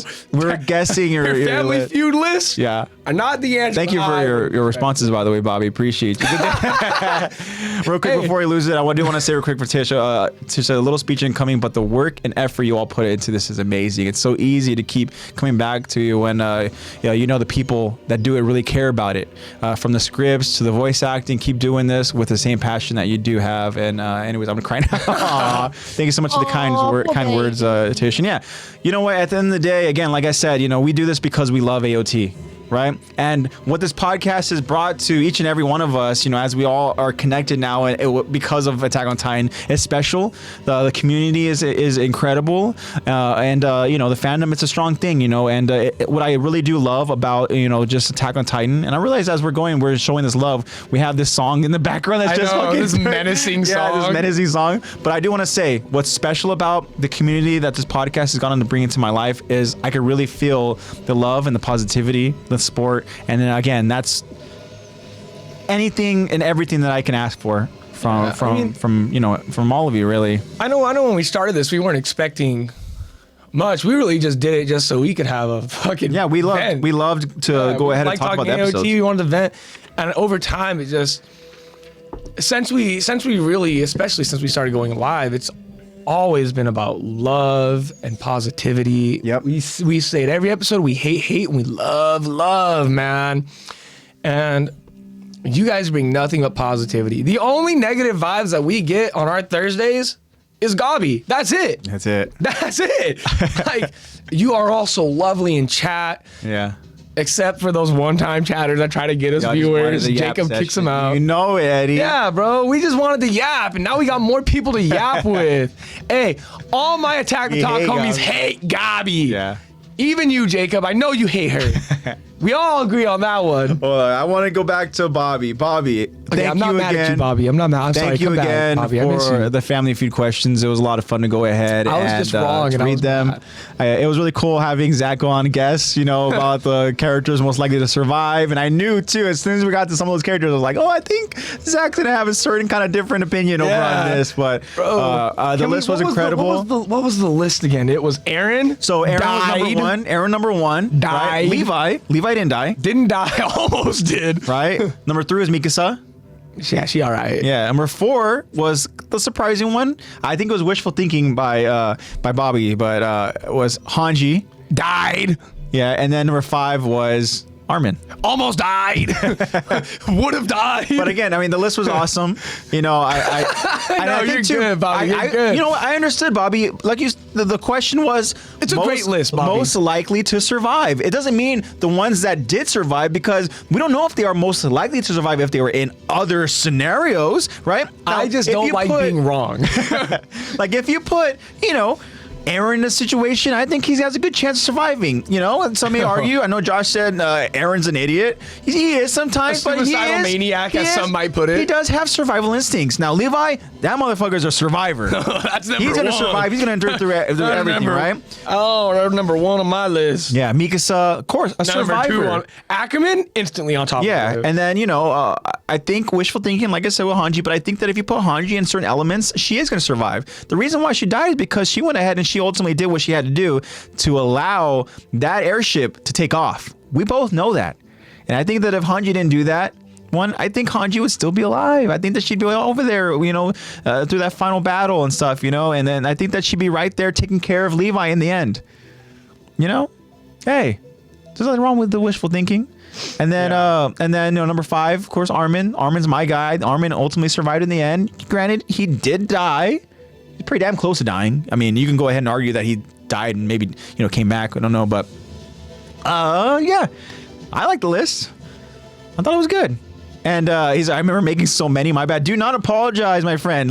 Thank you. It was so much fun going through the different lists. And then for the ones that you didn't give us answers to, we went ahead and we came up with answers together. So it was cool. Thank you so much for the content. Mm-hmm. It says maybe an earlier season scenario for a novice watch. I'm on Facebook Marketplace playing the feud. Hey, bro, where'd they get that airship from? Yeah, that's a good question, Eddie. I think they found that shit over in a bunker, but yeah. I should say it was over in like one of those I'm thinking fucking garages or whatever and stuff over on the airports. And obviously it was in rough shape, so that's why they had to go ahead and do everything they can to kind of fix it and weld it up and get the screws all tightened up and shit and all that. Flock almost fucked that one up too. Yeah. So let's not forget, Flock showed up last second and shot up that freaking plane. They lost their fuel, and Onyan Capone is a fucking G, man. That guy went ahead. That's my goat right there. We talked about Onyan Capone in this episode because we were introduced to Onyan Capone in this episode. Onyan Capone, cool, calm, collected. I got you, Captain. Oh, my bad. I got you, Commander. Yeah. I'll fly this ship, no problem. Yep. And he goes, where'd they get? Maybe wait, is Bobby answering Eddie here? Facebook Marketplace. What did Eddie ask? Yeah, he says when Eddie asked where they get the airship from, Facebook Marketplace. Bossing say, yeah, Jacob goes, he should have. That's why you need to watch Avatar. Bossing say. That's like the OG big giant airship stuff. I Love see. that stuff. Got it. But yeah, so Bobby, always appreciative of you, man. Popping in whenever you can over in chat, and also just again, always answering those Q&A and those poll questions and stuff. And again, you have great insight over on your Q&A, so you're always somebody I go ahead and look forward to whenever we have good questions. Except when you do Family Feud lists. That doesn't me. You know, it's funny. We should go ahead and come up with more Family Feud lists. I got to go ahead and start thinking of some so I can go ahead and we can maybe do like a little AOT Family Feud episode. We just can't see the role. We could put a poll up. Or like maybe even Jeopardy, right? Jeopardy's with different categories and having answers. Yeah, Jeopardy's you can go ahead and do 5 questions, and the questions get more difficult, right? Yeah. I gotta go ahead and start maybe planning on that. That'd be a sick OVA. Just play Jeopardy with the chat. It's a pleasure is mine and the shade. Nah, shade. Just have better lists, bro. He's the only acceptable war criminal. Jacob, do you like? Iroh is the only acceptable war criminal. You don't even understand. No, that's because that's what Tisha's asking Jacob, right? Yeah. That's again. Iroh's from Avatar. Avatar. Leaves from the vine. The question that Sasha asked on so slow. Wild. Poor guy.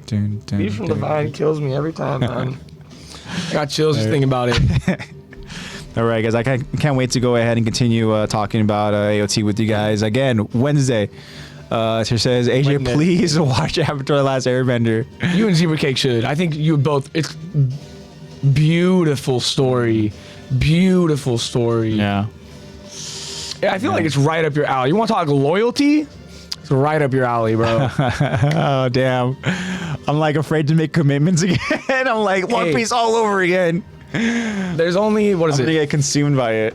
Trust me, nowhere near as many episodes as One Piece. Urameshi!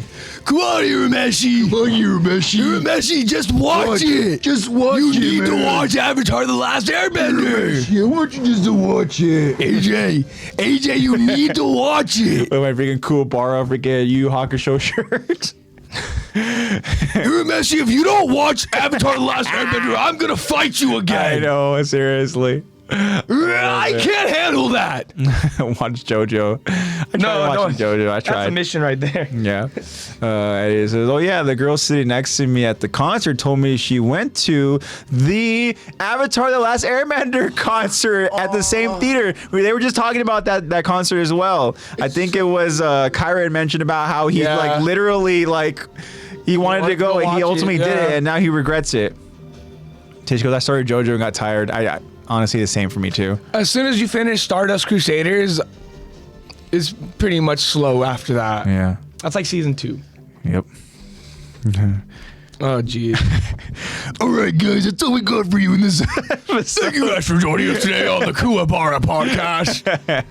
Urameshi couldn't make it today, but that's fine. I'll hold it down for us. No, thank you, Kuwabara. Oh, thank you, Kuwabara. It's been a lot of fun, guys. Again, I'm just so appreciative of you guys. Another person I'm very appreciative of course, is the NatePlaysBad. Nate, thank you so much again just for really just holding down the front over there in the social media world and getting everything together when it comes to the episode and with YouTube and just getting everything ready for publish and I mean just so helpful. You're such a special little boy, Nate. And I hope that you, Nate, your whole family have an incredible Easter. Oh, I know that he's going to be in town. You, Lexi, and all of your family have an incredible Easter. Woo! My bad. I hope you, your family, and Lex all have an amazing Easter. You should have been like, no, I hope you guys have a more incredible Easter. I hope you guys have a better Easter.